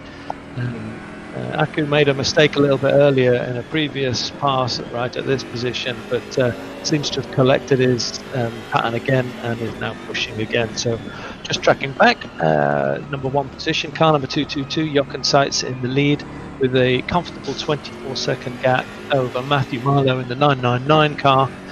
So that's Lexus over Mercedes with a BMW in third, driven by Ignacy Bucek, who is currently running around about 7 or so seconds behind in third position. So your top 3 tracking pretty well.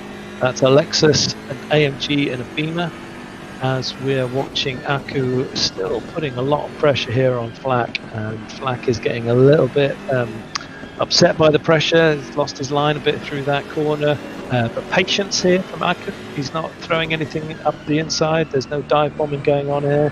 He just feels if he keeps putting his bonnet on the backside of Flack's car, Flack will make a mistake, and I think he lost a lot of momentum there. He got on the throttle late and might have been able to defend this straight. Let's take that from an early cam. I never noticed. Wow, look at that. And that's 2 Beamers through. Flack has let the throttle off, and he's going to get captured as well if he's not careful, and that could be a three positions lost in one straight. He's obviously struggling with something inside the car, or he's just lost his momentum or rhythm, but yep, lost 3 cars in one straight there as Flack drops back, letting Aku, Medster and Audi through. Yeah, he got totally mugged there, although I'm feeling there's probably a few off tracks popping up there. Dive bomb I just saw there going. Yeah, might have been well observed. There might have been 1 or 2. I'm pretty sure I saw a little dive bomb happening there, but I haven't been able to pick it up. But let's track Audi now. So this is quite a tight bunch. These 3, 4 have been together now for a good 15-20 minutes. We're approaching the hour mark. So we're nearly halfway through this race, which does mean that the second phase of pit stops will be imminent in the next 10 minutes, 5 to 10 minutes. But we've been settling in. The current leader, Jochen Seitz, inherited the leader's car and has maintained that leader in the second stint. So those 2 drivers will be very proud of their effort so far. I wonder whether Jochen will hand back to the original driver.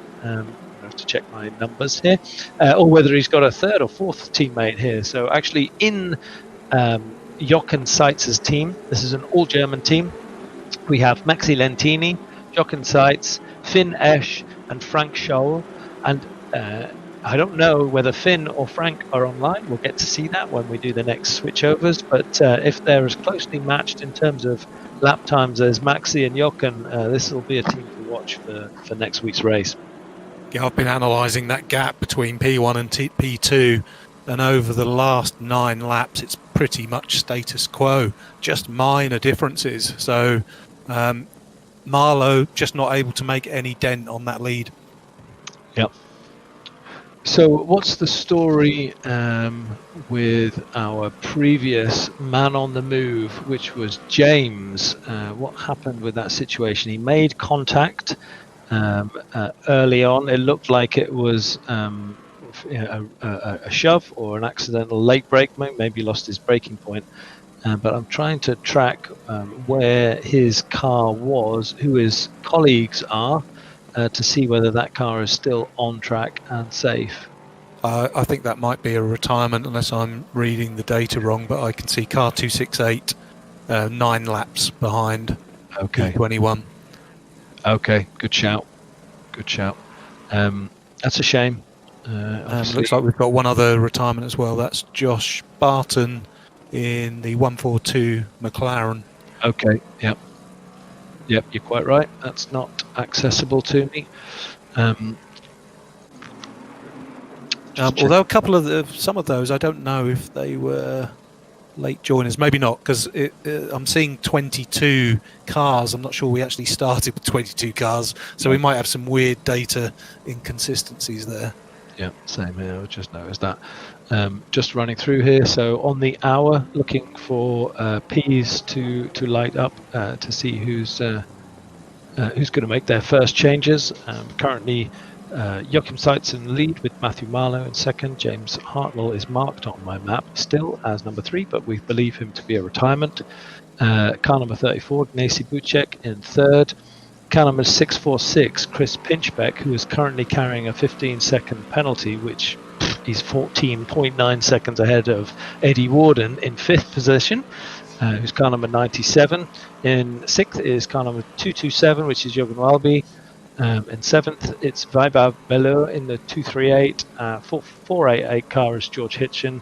Number 9 is Aku, who is car number 81, and car number 309 is Medster. And that's your top 10. I'm going to track back to Medster as they were in a previous battle and keep my eye out for other close battles here. So you've got Aku here chasing down George Hitchen, who could be in the slightly damaged Ferrari, as we see the BMW power unleashed against the Ferrari going up Paul Frere and around Blanchimont. That was too easy. So either Ferrari's lacking something or it's still carrying a lot of damage, which is interesting because it's fixable. So it's possible that George Hitchen's team can actually improve that car, but it will cost them time in the pits.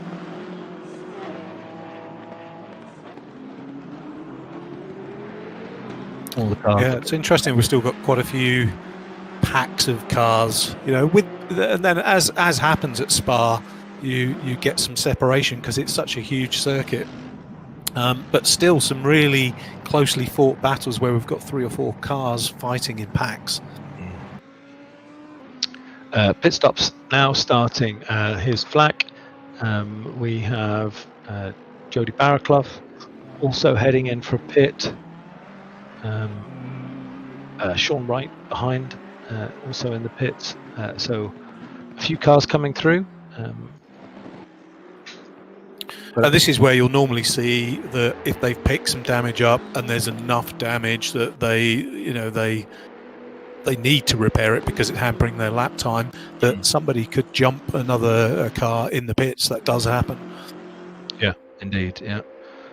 Just checking here on the timings to see, my data is telling me that car 268 is currently carrying the fastest lap, which was James Hartnell's car. Yeah, that was our last purple lap, which was way back in the 21st minute. Yeah, gotcha. So I think when Pinchbeck comes in, that he will have to serve that 15-second penalty as he enters the pits now. So it's automatically added on to his pit time. Gotcha. In fact, he's pitting now. Yeah, this is Pinchbeck coming in.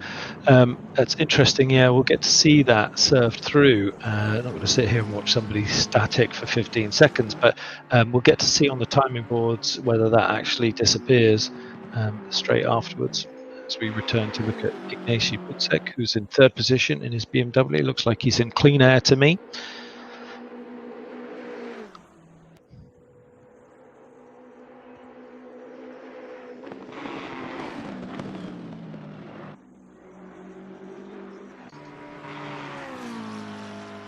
Haven't seen much of the McLarens so far in this race. A really different car, and that looks to me like somebody's having some issues. There's Eddie Warden in fifth. Was that Audi trundling along? No, it was not. It was a...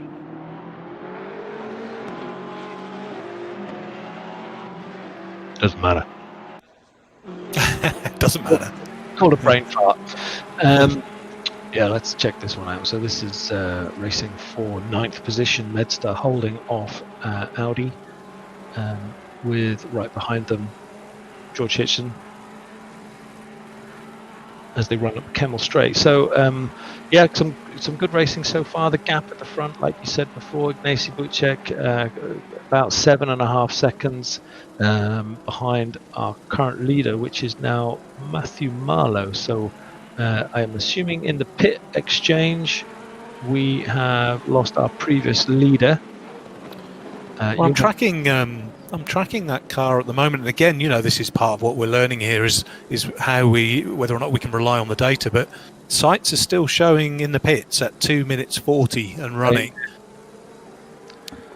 Same here, just doing the same thing. And the normal pit, what you're losing is anywhere between 1 minute 57 and about 2 minutes 1 or 2 minutes 2. Which seems a big number, but then there was a really long run out of the Spa pit where you're sat on the limiter going through effectively 2 pit lanes before you can take that limiter off, get back on the gas and join onto the Kemmel Straight. So, pit strategy is pretty key because you lose a huge chunk of time in the pits. Yeah, absolutely. That's why you don't want any penalties. You want to only be in the pit lane when you're changing driver tyres or fueling up. I'm looking at Eddie Warden here, who is looking like he's going to inherit the lead because Ignacy Bucek and also Matthew Marlowe, first and second, are currently in the pits. So this looks like our new race leader in a McLaren. Car number's 97. Looks like he's going to slide through here and become our new race leader. And just checking through to see whether he has made his pit stop yet or not. Whether Eddie... I think they're due another pit. Yeah, I believe so too. Yeah, so we're just going to have to wait for this to work itself out a bit so we get a clear picture of what the pits have done. But I did look at Pinchbeck, and yes, you could see that their total time in the pits was 2 minutes 12. So that's the impact of serving that 15 seconds. Yeah. And so when it all shakes out, he's probably going to have lost a few places off the back of that. Yeah, so the question is what's happened to our previous race leader, Jochen Seitz, and their team. Maybe they've glitched out, or I cannot get focus on them, so it's possible that we've lost them from the server. I can't see them on the scoring chart as on the stream as you're looking at it, and I can't see them in any of my timing boards either. So we may have lost our leaders because either they had a technical difficulty or they think they've done enough. They've shown us the way and they're now going to bed. But let's see.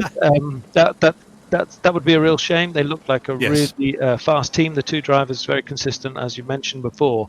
But we're now currently looking at Eddie Warden, and we should celebrate that for Eddie Warden, who is currently our race leader after 27 laps and just over the first hour. So no mean feat to have kept your car at good pace through this first hour of the race. And to be honest, he looks like he's in fairly clean air, although I expect him to pit. I think he has to be coming in this lap. He's running 32 minutes and 25 seconds of his stint right now. Nice. So starting to run out of time there. Yep, I'm expecting him to pull in, which does make it look like Audi is now going to pick up the lead as Audi comes round. Where is Audi? Let's pull him up on track map. Audi just going to turn into Stavolo and up Paul Flair.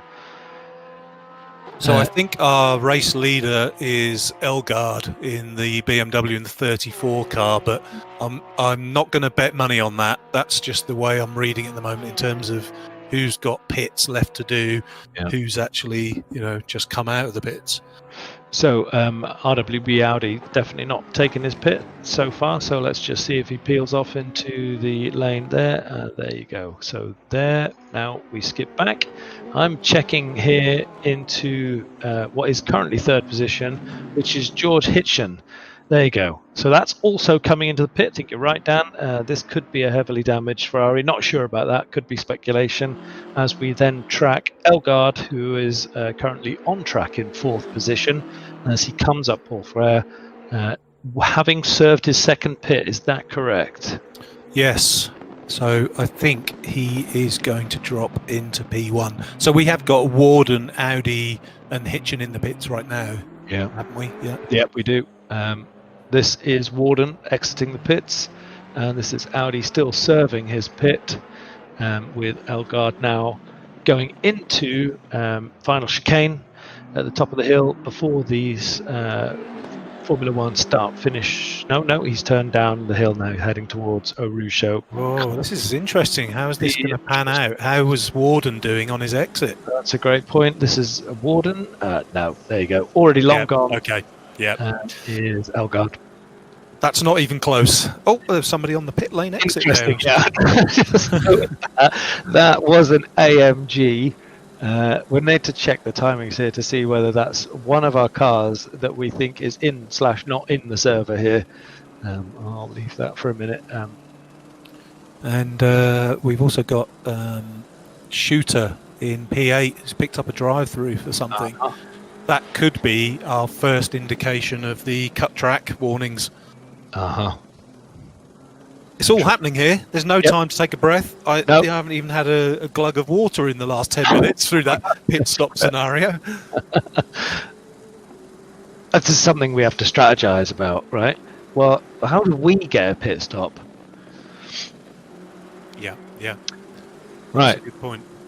Looking here on the timings, I'm picking up Mark Nutelings in 646. Tracking the car numbers here on race app. 646 was Chris Pinchbeck and Paul Lindsay's teammate. So we have 3 drivers here on the server already in the SimSport Racing AMG. Chris Pinchbeck's already done his, and Paul Lindsay did the very first stint. So we're now looking at Mark Nutelings, who's in second position behind Elgaard. Now, if I'm not mistaken, I'm thinking that means that Elgaard is double stinting because his name's been on the screen for some time now.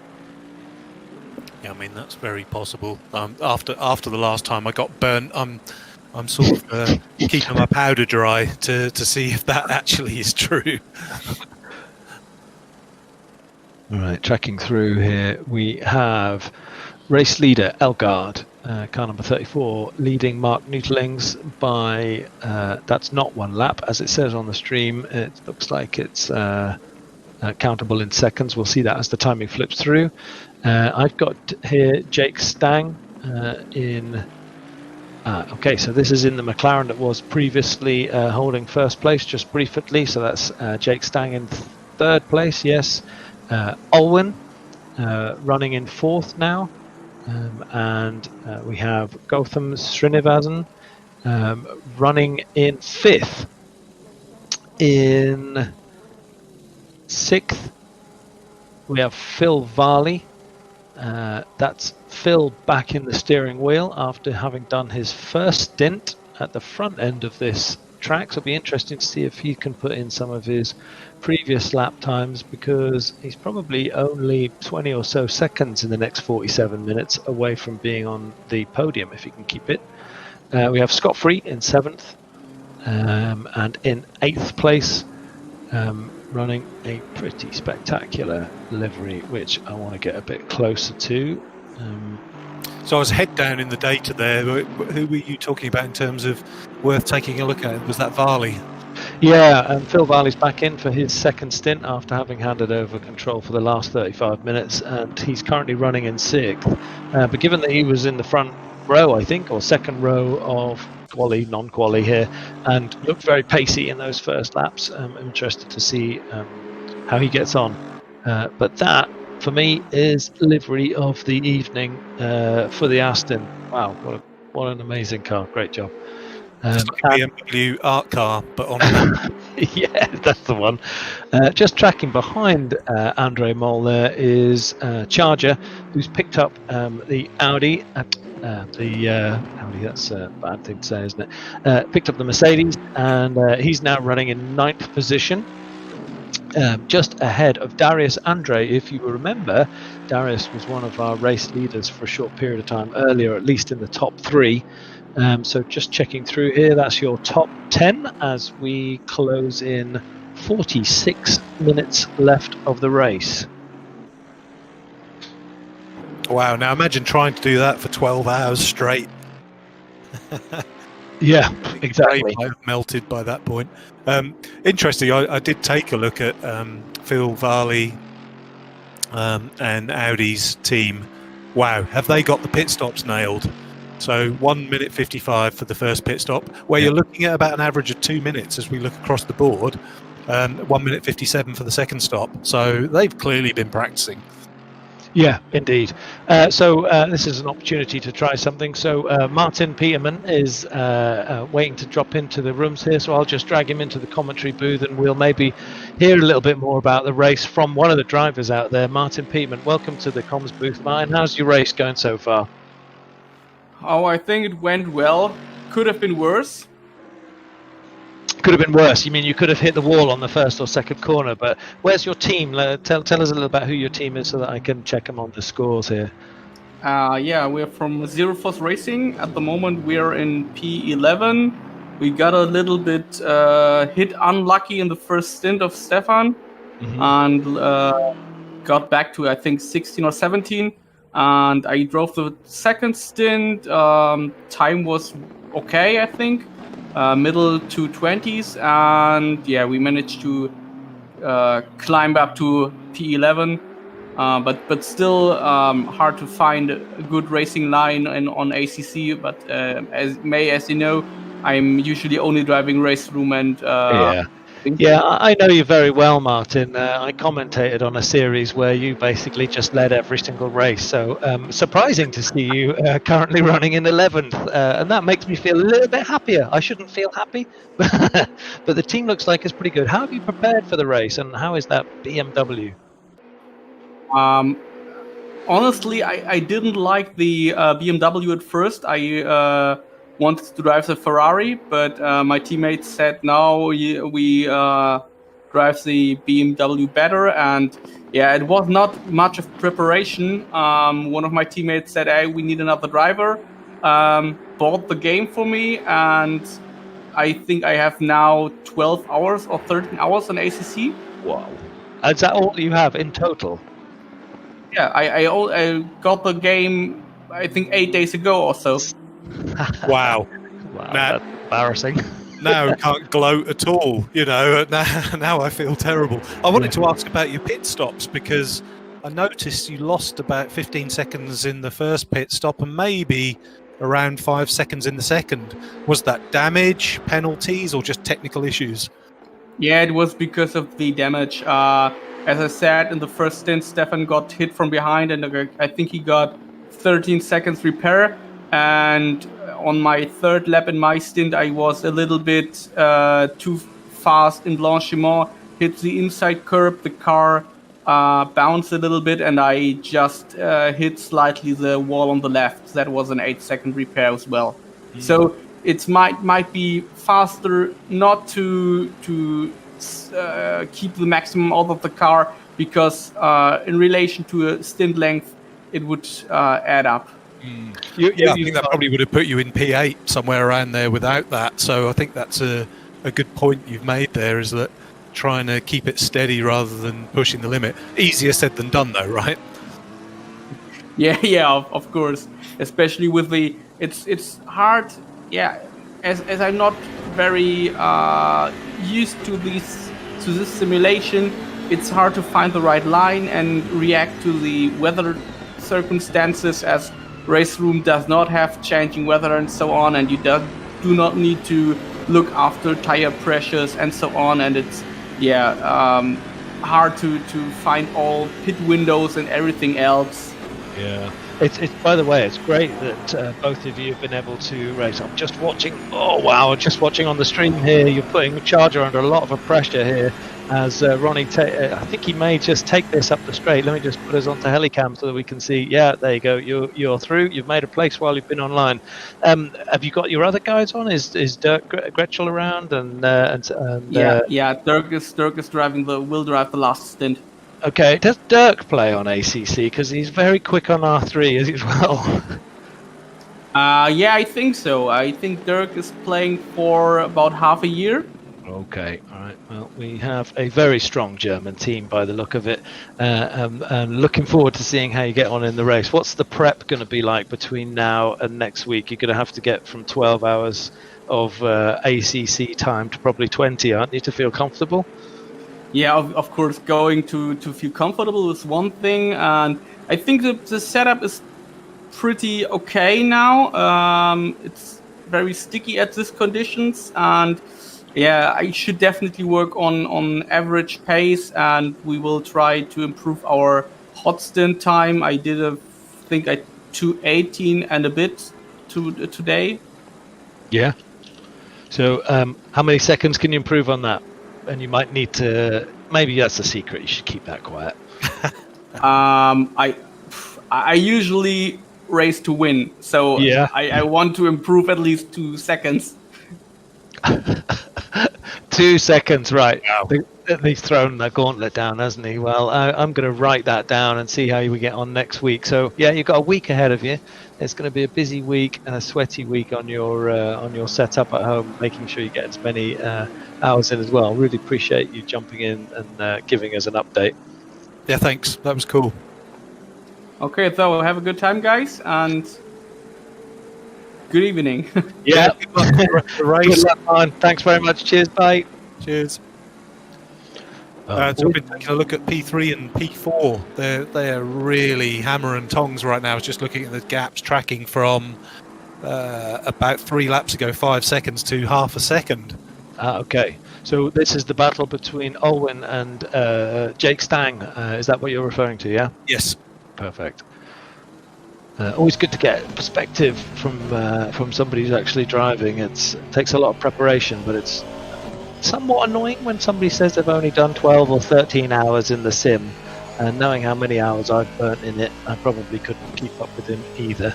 Yeah, just the natural ability, right? Yeah. It's weird that was the first time I've done commentary, and you very quickly sort of lose perspective of thinking what it would be like if I was actually in this race and I was lapping and I was talking to my teammates about pits and everything. Suddenly you've got such a completely different perspective that you forget someone's in every car here. Someone's sat in a rig and they're laser focused, and they're sweating, they're concentrating, and it's a practice race. We know that, but everybody still is using this as dry run for the real race. Yeah, in our experience, we only managed to do a 6-hour. Next week's race is twice as long as the longest endurance race I've ever done. And I distinctly remember in the build-up to our race, thinking to myself, I didn't really want to be the last person in the car, because I expected that I would have been exhausted by that point in time.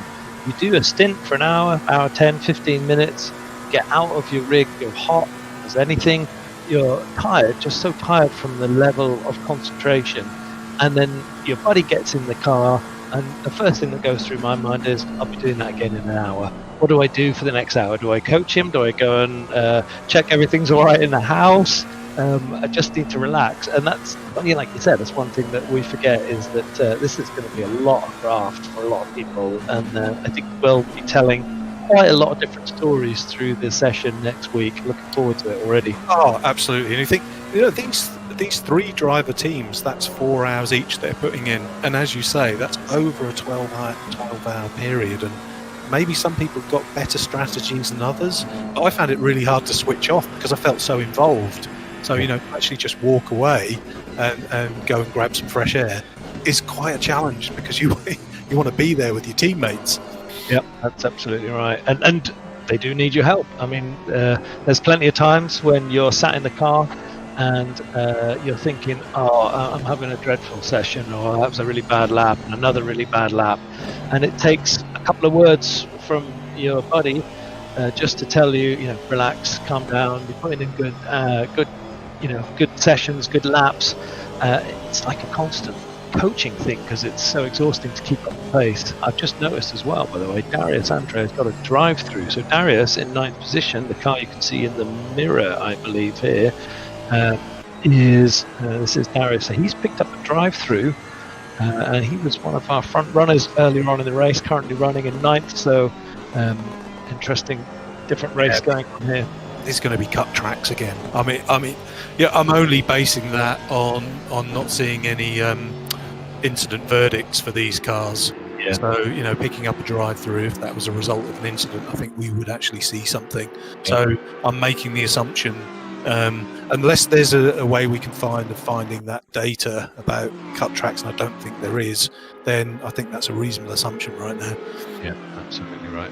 And just checking in the fight at the front there between Elgard and Mark Nuteling's gap I'm seeing here. Okay, it's crossing over the line here. Just wanted to check the difference between the two drivers.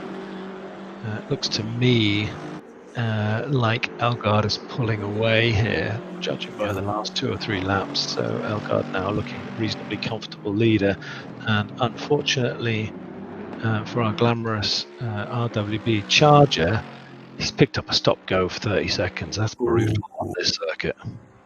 It's just been cleared. While we were talking, Olwyn has moved in front and taken Stang, has now moved into P3. Oh wow, okay, nice. Yep, good work.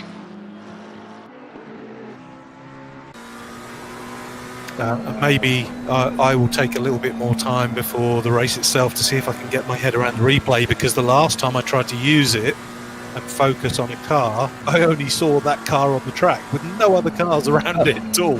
So that seems a bit random. So because I'd like to go back and look at some of these, but yeah, no, for me as well. Practice the find a way to do that for you guys, so we can actually give you a bit more insight into how somebody made that overtake stick. Mm-hmm. And we're now on board with Jake, who's in 4th position. Like you said, Alwyn made the move and looks to be comfortably gapping ahead there. Alwyn now in 3rd position here. Car 227, who's, as we mentioned earlier, he has Jürgen Welby, RWB Zinn, and Menacing Scarlett, his race colleague, so that's a full team of 4 as well, running in car 227, which name is called Wide Ass Ton. Wide Ass Ton. We'll see how wide the ass is during the race. It's nice to see we've got both P3 and P4, 227 and 97 have both had 3 different drivers in their different stints. So they're all getting a crack at it, which is really good.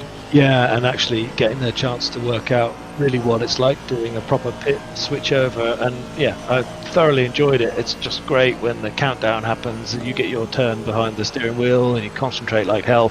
And it's a different racing style that you adopt compared to when you're racing solo. It's all about you and what you're doing in the race. But if you've just taken the steering wheel off your buddy who's sweated for the last hour and 20 and has put you up in 3rd or 4th position or something, pressure's even higher for you not to blow it.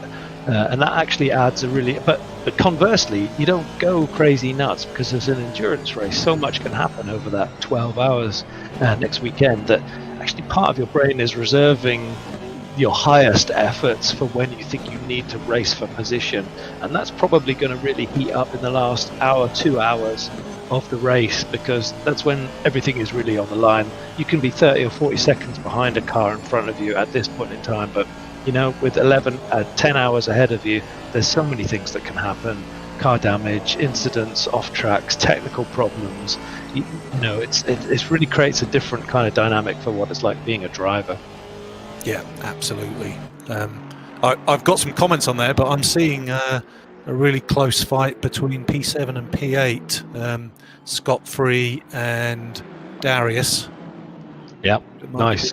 Seeing what's happening there. Oh, wow. Absolutely, you could say that. Let's take a look inside Darius's car here as he struggles with that Ferrari. Again, one of those great differences in dynamics here. Whoa, a mid-engine Ferrari, which is so quick. He's going to put it up the inside there, and real credit to Scott Free for noticing that he was there and actually giving him the track space. But we'll see if he's made it stick, and he really has. That was something else. I mean, you have to hand it to both drivers. It's not just the driver in the back there, Darius, who made that move. Scott Free allowed it to happen because he put his nose in there halfway through, and I thought Scott was quite generous, actually. Many times you might have seen that been a complete turnaround with both cars spinning off the side of the track. Well, I think if you're in a public lobby, you probably wouldn't take that move, but I think some of it's about knowing the drivers you're around, and that's the beautiful thing about club racing, is you've probably got some experience of the guys you're racing with. You know how they're going to behave, you know they're a gentleman driver, and particularly if they know you've got more pace generally, you throw a cheeky one in there, which by no means was a dive bomb. He just had more grip, and actually it just works out, and it's so nice to see. Yeah, absolutely. As we check Darius coming in for a drive-through. He's taking that drive-through now. That would make sense because there's 30 minutes left on the clock, which will be a stint handover if he wants to double up that opportunity. Oh, you can't, can you? Because you're driving through. Oh, that's brutal because a drive-through gives you no opportunity to make any changes. So that's really, really costly for Darius. Let's track back on scot-free. Looks like he is scot-free. I like what you did there. Thanks. I'm sure he's taking early pit stops as well. As you look further back down through the field, we've got Butler in 11th. That's right. Rachel in 13th. So maybe looking to get a bit of an undercut in place. Let's we're now into 30 minutes remaining. Like you say, this is a pit stop window. Absolutely. Get your final driver in. It's a shame for Darius because, fantastic fight there, but he knows he's got that drive-through hanging over him. So have a bit of fun on the track, but actually he's going to be losing a fair chunk of track time going through a drive-through, and as you say, having to serve another pit as well. And I was flicking over here just to take a look at Elgard, our race leader, taking his pit switchover. So Elgard's done a couple of stints here, so I'm not sure whether he'll continue to triple stint this race, but our leader currently in the pit. Now, he had a 30-something second lead over Mark Nutelings, so either Mark is going to, there you go, Mark is coming into the pit, so as we do the crazy switchover, it looks to me like Alwyn might be inheriting the lead here as he goes through, not taking this lap as a pit opportunity. So while we're doing a little crazy switch over in the pits, just mention that this time next week we will be 50 minutes to the end of the race. It's currently 10 past 11 in the UK, which means that we would be finishing in 50 minutes. So everyone would have driven for 11 hours and 10 minutes by this point in time. And the reason everyone is putting themselves through that grill of 11 hours of racing is because we're raising money for charity, and that's one of the main reasons for doing this, our biggest event of the year in the endurance race series. And the charity we've chosen is Mind, which is an England and Wales UK based charity which is around helping and improve better mental health. There's around 39,000 local campaigners inside of the Mind charity, and around 396,000 people were supported by those local Mind services across England and Wales last year, and with around 108,000 people visiting their site for peer support and to get into communities to help with any mental health issues. It's such a valuable and important charitable service to donate to, so next week we'll be making pleas that you donate as generously as you can. You contact your friends, family, anyone who you think might like you at all, to dial into the stream, watch you race, watch you be a hero. We will track the chat on the stream channel when we're actually getting our heads around all of the other screens we're looking at, and just get as much donation as we can, and just try to create as much money as we can for that important charity. Yeah, I'm looking forward to a big audience, lots of exciting things to watch, and all for that very amazing cause. I just think that for somebody like RWB to put this kind of thing together is a huge amount of effort to organise it, get everything in place, so that people can have fun, enjoy, but all for a really worthy cause. And yeah, I really think the club's onto something. Using these type of events, broadening the audience, getting more great drivers into the community is one thing, but using that power of numbers for a really important cause is just great. So fingers crossed we set a monster target next week. So let's track back into the racing, and Olwyn. Things I picked up while you were talking about Mind. So as to rub salt into the wounds, Darius has also picked up a 15-second penalty for pushing somebody wide into Stavelo. Well, it's got to hurt, right? That's a drive-through followed by a 15-second as they've got to come in for their final pit and driver swap. And my other piece of news was Elgard. They did a 2-minute and 4, or nearly 2-minute and 5-second pit, so it's their slowest pit. But of course, that's not really going to make much difference, as you said, with that 30-second lead. So they're still going to be comfortably back out in first. Okay, so we're currently tracking Olwyn running in first. So just for my brain, so Elgard's team, who is Elgard? Is he still in the steering wheel, or is he handed it over to a colleague? He has done a handover, so we have got Ignacy Bucek. Sorry, I have destroyed your name there. Ignacy currently running in 5th position then, so picking up the lead car effectively. This is the BMW that we saw earlier, he has Scott Free in front of him, Phil Varley in 3rd, Jake Stang in 2nd, and Alwyn in 1st position. That was nearly an incident right there as we spoke. Ignacy very late on the brake and making a very last minute alteration to get out of the way of the AMG in front. Let's take a look at inside as he pushes for the lead here. This is a back marker. You see the blue flags going off in front. That's one of the things that I would say technically is not easy to do. I cannot change the overall scoreboard on the left hand side here for a relative layout, which would be really good because you'd be able to see whether it's a back marker or a 5th position. Might be able to address that by the time we get up next week. Yeah, that's one thing to note, is the drivers themselves have got a multifunction display they can toggle through to give them different information, and so for them it's much easier to see whether they're running up against a back marker or whether it's for position. So the name will either be in blue on their relative list for a back marker, or in white if it's for position. So even if you're really focused, sometimes your teammate can tell you, yep, that guy's back marker, or yes, this guy in front of you, he's for position, and it just sets your mind in the right place about what you're going to do when you get up close. Absolutely needing that help at times, because sometimes you've just got fat fingers and you haven't got the right MFD up on the screen, and all you're focusing on is passing this guy in front when you may not need to make anything risky because it could be a back marker. Just tracking here, everyone should have made their final pit stop by now, right? Because we're 23 minutes to the end of this race, and we've seen a number of driver changes and a number of different leadership changes, as Olwyn, currently running in 1st position, is our race leader in a rather spectacular looking, that's got to be maybe my second favourite one. He's actually 29 minutes or 29 and a half minutes into his stint, so he's got a bit more to play with. Okay. I had to take a closer look at this one. That's nice. That's a nice job. So yeah, currently Olwyn running in the front of this, having done 39 laps and 27 seconds ahead of Phil Varley, who was one of our early leaders in the Porsche. And has dropped back. We had some issues earlier with Phil, and we've got Scott Free in 3rd position. So we had some early battles early on, which we had a couple of retirements.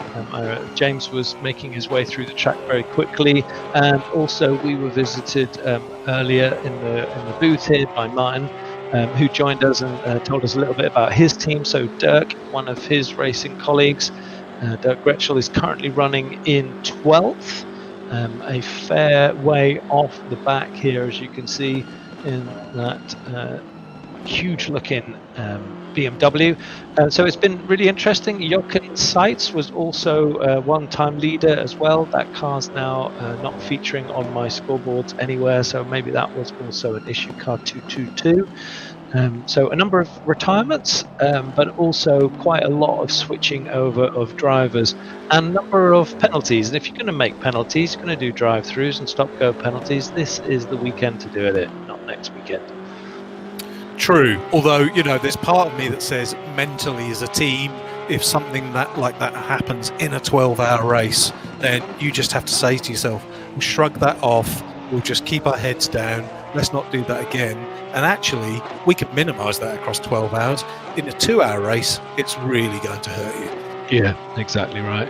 I'm just tracking the trending here between Olwyn and Phil in 2nd place. If this was a longer endurance race, you might think that Phil might be able to catch up. It's a very, very small reduction in difference between the two drivers there, but yeah, it's not going to make it. That's too many seconds gap between the leader Olwyn here in 1st position and Phil in second place. But yeah, the trend is that Phil is slightly quicker at this point in the race. Right, interesting. Well, Buchek certainly on the move. He's just gone purple in the final sector. You know, at this stage of the race, that's something else.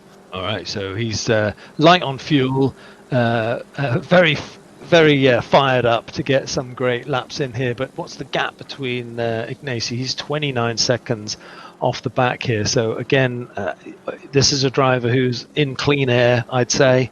Not really in a race at the moment. But having said that, it's 20 minutes to go.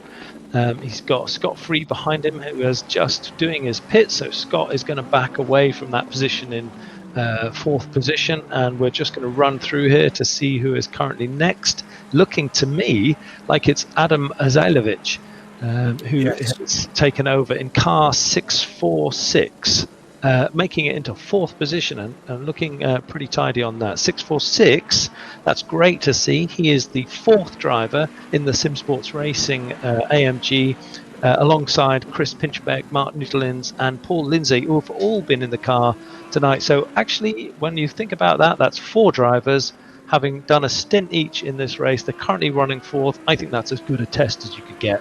Well, not only that, but that's the car that picked up a 15-second penalty that they had to serve in their second pit. So to be where they are, having served a penalty as well, I think, you know, they're doing incredibly well.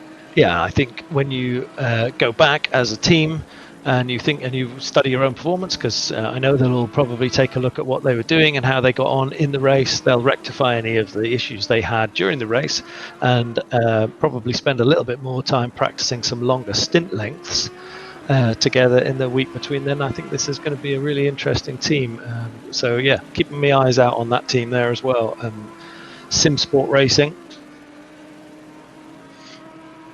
So let's quick run through. So in first position we have Olwen. He's done 41 laps, and there's just 19 minutes or so left in this race. He's got a comfortable gap on Phil Varley, who is in second.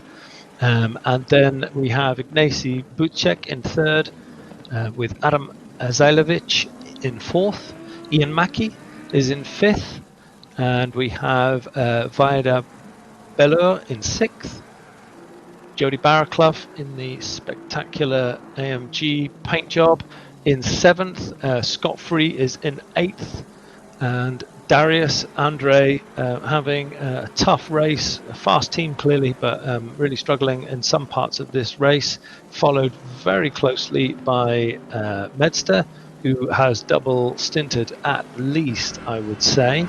And then we have Herbie in 10th, who is running car number 69, and just checking Herbie's teammates to see how he has tracked earlier in the race here. Yeah, he was sharing the car with Charger and Flack and Greedy Me. So Greedy Me got a great start to this race, was in the top 5 for the first fairly long stint, I'd say. Most of Greedy Me's stint, he was holding in the top 5 or 6 positions, and we handed through Flack to Charger and then to Herbie. The car is currently holding in 10th place, which is good so far. In 11th, we're looking at Dimitros Simeonidis. No, let's have a go there again at that. Simeonidis. There you go. It's oh, nice. Yeah, I think that sounds good to me. But what would I know? Yeah, that's in 11th position, with Dirk Gretschel in 12th behind. Shooter 80 is in 13th position, with Sean Wright in 14th. Scott Free not clicking on my scoreboards. Just checking. Varley in the pits, by the way. Varley in the pits. Ah, interesting. That's why? He still had one to serve, so he was one of the few left that hasn't done the final. We've got Shooter, Santiago, and Varley's currently in. I was tracking Buchek to see if there was any chance of anything happening there, but yeah, he's just way too far in front. Oh, yeah. So we're not thinking Ignacy's going to inherit this then? He already. Oh no, he's definitely free and clear into P1 here. Yeah. Okay. Perfect. And as I was tracking back here, in 14th we have Sean Wright. In 15th, Daniel Barnett. In 16, we have Jake Moore. In 17th, Matthew Santiago. And in 18th, Crawford Brown. Madley is in the pit in position 19. And I think that's out of clicks for me. So Ignacio is your new race leader in the BMW. If at the start of the race I'd have asked you to select which car you thought was going to win this race, which manufacturer would you have said the BMW? No. Great. In a nutshell, short answer. I'd have been thinking Ferrari AMG. Yeah. It's really interesting to see the McLaren up there in P5 as well. I just wouldn't expect it, but maybe that's personal bias. But from the races that I watch, I'm surprised that's up there in P5. Let's not forget, at the start of this race, we had a Lexus absolutely streaming off ahead. For whatever reason, the Lexus is no longer with us, technical issues maybe, but that car was comfortably gapping in first place, at least 8 seconds, if I remember, ahead of the pack after the first 5 or 6 laps. It's just a strong start. We're not seeing any Lexus in the rest of the race. Also missing is Honda, and there's no Nissan here either, which is an interesting observation. Yeah, I mean, can I go back and answer that question about you saying which car would you pick for the race? A Lexus. Yeah. You pick a Lexus. Great answer, and always good in hindsight. And I'm pleased to say that we're joined by Charger. How's your race been, Charger? Oh, maybe he's not actually on mic. Yeah. Sorry, pressing the wrong button. How'd you get on? Yeah, I was enjoying it. We're doing all right. We're sort of in 2 seconds with each other in the team. So I think we're in 9th. Yeah, currently running in 9th. Herbie's having a pretty good stint. How have you done the prep for this, Charger? How's the team been kind of getting themselves together in prep for next week's race? Oh, we just rocked up with a swagger and got in the car. Sort of James Hunt, whiskey in one hand, cigar in the other, bird on the arm. Yeah, gotcha. Okay. We have done a bit of we have done a bit of practice. We've been going in, and just rattling around a little bit. The only thing that I haven't done is wet race practice, which we're going to get some in over the next week because obviously you can see it's going wet in the next 15. Yeah. We haven't even picked up on that. We've been so buried in everything that's been going on. Yeah, we've just clocked. Well, I just got a heads up actually from the race stewards. We've seen it's going wet, but it's pretty much the end of the race. So yeah, interesting. And in the 12-hour race next week, we're likely to see rain, aren't we? There's a very good chance, yeah, but there won't be any yellow thunderstorms. But it'd be light, medium, maybe a bit heavy, but possibly get away with slicks. I don't know. You just don't know. You can never predict it. But yeah, I'd say 12 hours is a good chance of rain.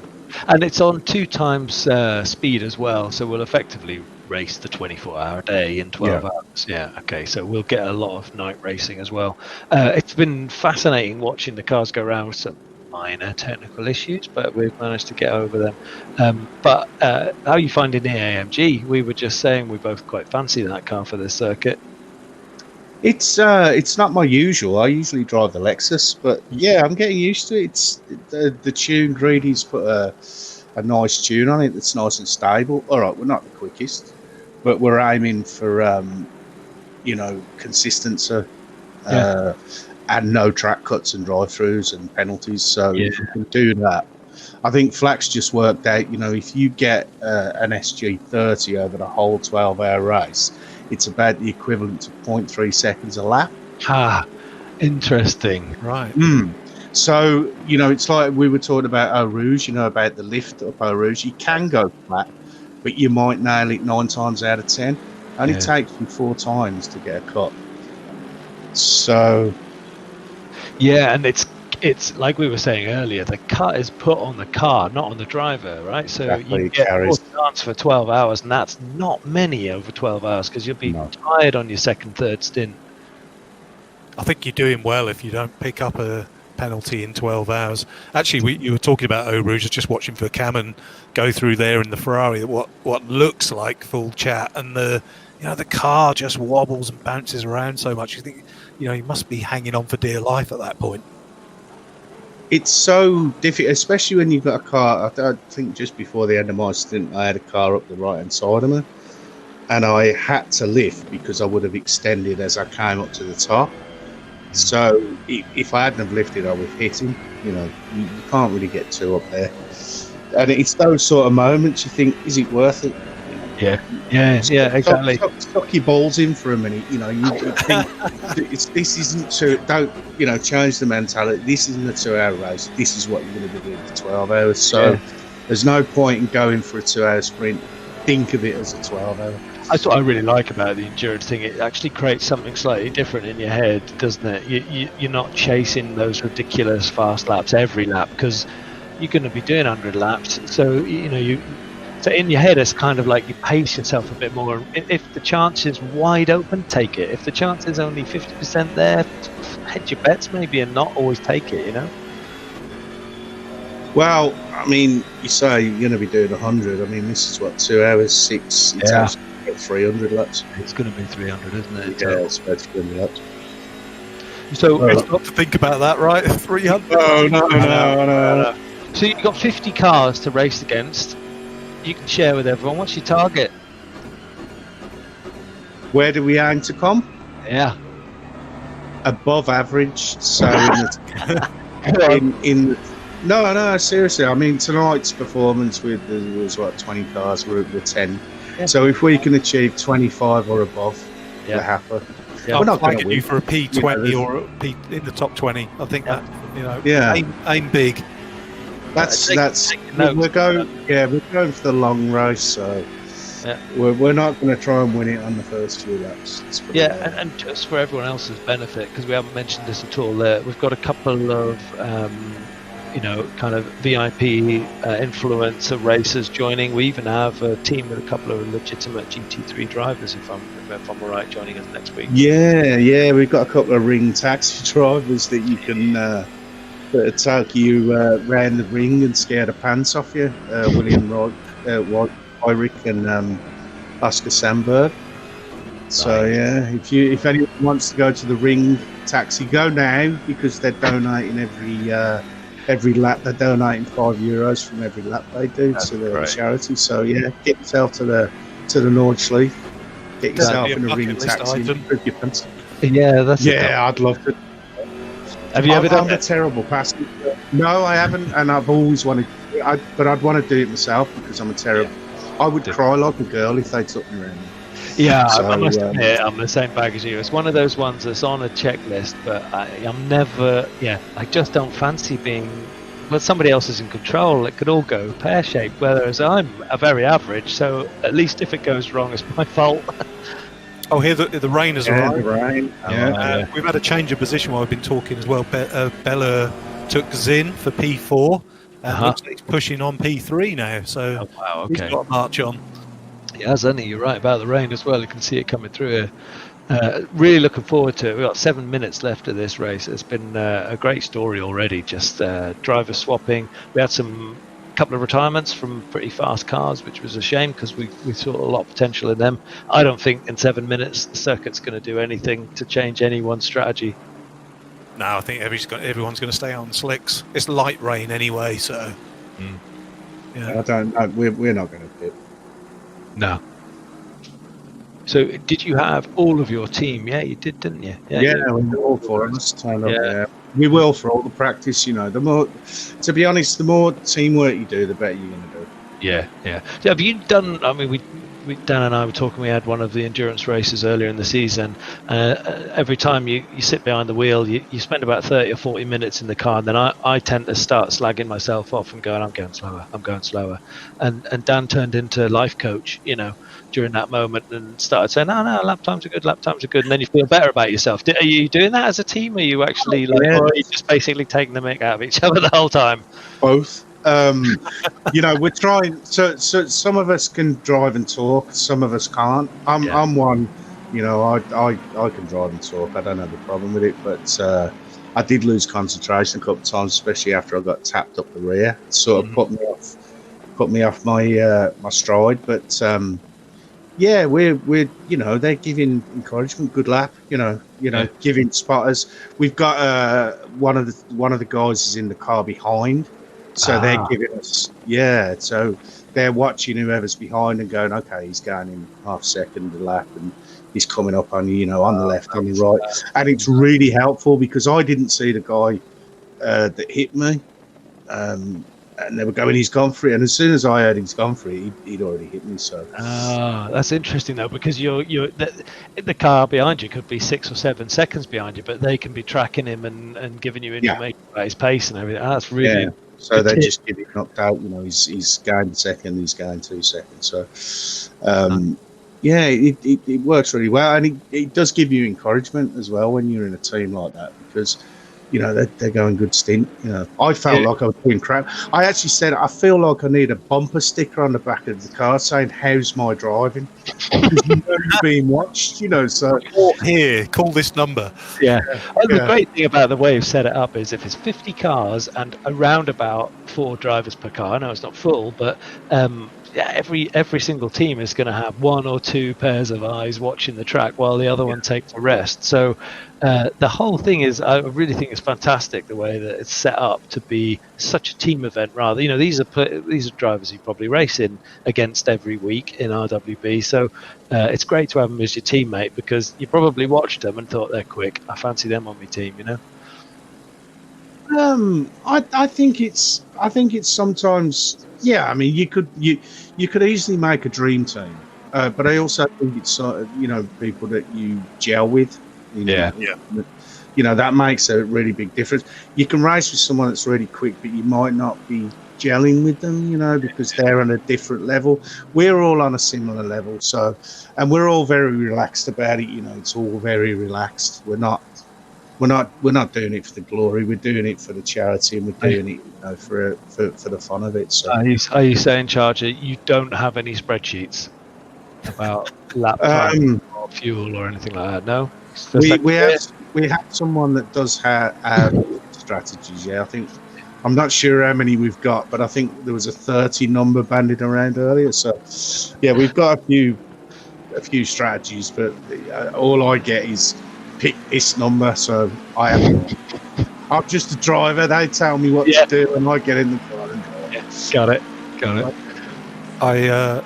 Sorry to interrupt, guys. I think Bella might be on for a podium fight in the last few minutes of the race here. He's closed in over a second while we've been talking. He's now 1.3 behind Mackie. He might be making a bid for the podium here.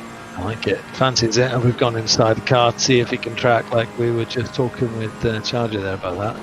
He's got 3 minutes. One more thing, Charger. Just based on my experiences, I think the endurance race is just such a fantastic thing to do with your mates. It's very different to a sprint race, and there is that real mental part of it, right? It's a real mind game because you've got this slog in front of you. You've got 12 hours to do, and like you said, you don't want to take it too seriously, but at the same time you want to be a bit competitive.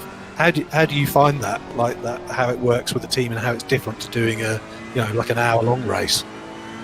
Yeah, I think the sprint races can be a little bit drop in and drop out, which is not very social. Endurance are very social. We've spent weeks now doing liveries, setups, testing, on and off. Not always together, but we've gone on and tried different stuff and just tried to see where we're at with the consistency and stuff like that, and give feedback to each other. We've obviously got a little Discord thing going, and I think a lot of people have. So yeah, it brings people together. Yeah, sprint races are great, but they don't really bring the social element. Yeah, I know. Also, I think that's, like you said, it's about, you mentioned something I think is really important. It's about people you click with, and that may be that they're similar times to you, similar skill level to you, but it could just be that you just like them as a person, and you want to be their teammate and enjoy it together. Like, that's that's how it is, isn't it? And that makes for good fun anyway. So, like you said, I think 12 hours spent doing this could be really nasty, but when you're with your buddies, it's fine. What do we got? 1 minute on the clock, right? And it looks to me like Ignacy's taken this in our practice race. Yeah, Bella's not going to make it now. He was closing, and he made a couple of mistakes, just minor ones, and he's dropped back. And I think this is probably our final positions what we're looking at now. Yeah. What have we got? All right, chaps, I'll leave you to the end of the race. Thank you, Jardier. Thank you very much. Catch you soon. Cheers. Yeah. So, team 34, McLeod Racing Team, Elgard, not here, Valerie Solheim, Bruchek, and Christoph Verstreppen. Is that right? So how is it that we've got Ignacy Buchek? Ignacy Buchek is Buchek, Brainy.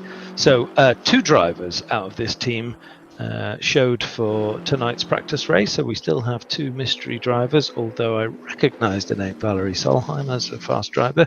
And they are in as a gold team. So good mix, 4 different nations there driving together in this team, which is Team McLeod Racing. In second place, probably finishing here, is Adam Isailovic in car 646. Checking teammates for 646. Wish I was quicker at this.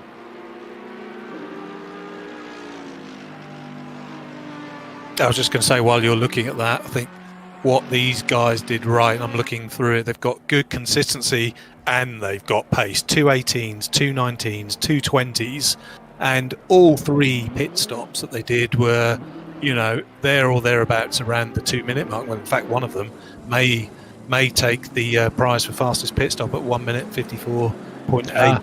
Wow, okay. I don't know how you actually do that. Nope, maybe we can pick up some tips from them. Yeah. Oh, look at that bit of dicing there on the line. So that's Adam Isailovic in car 646, which was teamed up with Chris Pinchbeck, Mark Nutelings, Paul Lindsay, all drove for SimSport Racing. That's a great result for them. They're definitely a team to look after. Ian Mackey driving in car number 97. And they were race numbers. I'm going to print these out, I think. Yeah, so all 3 of them, they're a 3-man team. Yeah, all 3 of those took part as well. That's right, yeah. With Ian Mackey doing the 2 stints and the other 2 guys picking up the single stints. Yeah. And there are your top 3 podium finishers. And that's fabulous 2 hours. So wrapping up, that was a good test. Some technical glitches on our side. Just like to say a big thank you to all the guys in the RWP team who have helped us to actually put this practice together, helped me to get myself organised, helped Dan to get himself organised. Looking forward so much to next week's racing. See what we do after 4 hours of commentary, if there's any vocal cords left. But I'd certainly like to drop in and out through the rest of the day, probably like I do on the actual Le Mans race, and actually track it. So just really looking forward to next week. I think that was a good practice. I'll be definitely turning up on Wednesday night to do the second practice. And with that, I'm going to wrap it up and say thank you very much. Good night and good racing, everyone. Cheers. Thanks all and good night.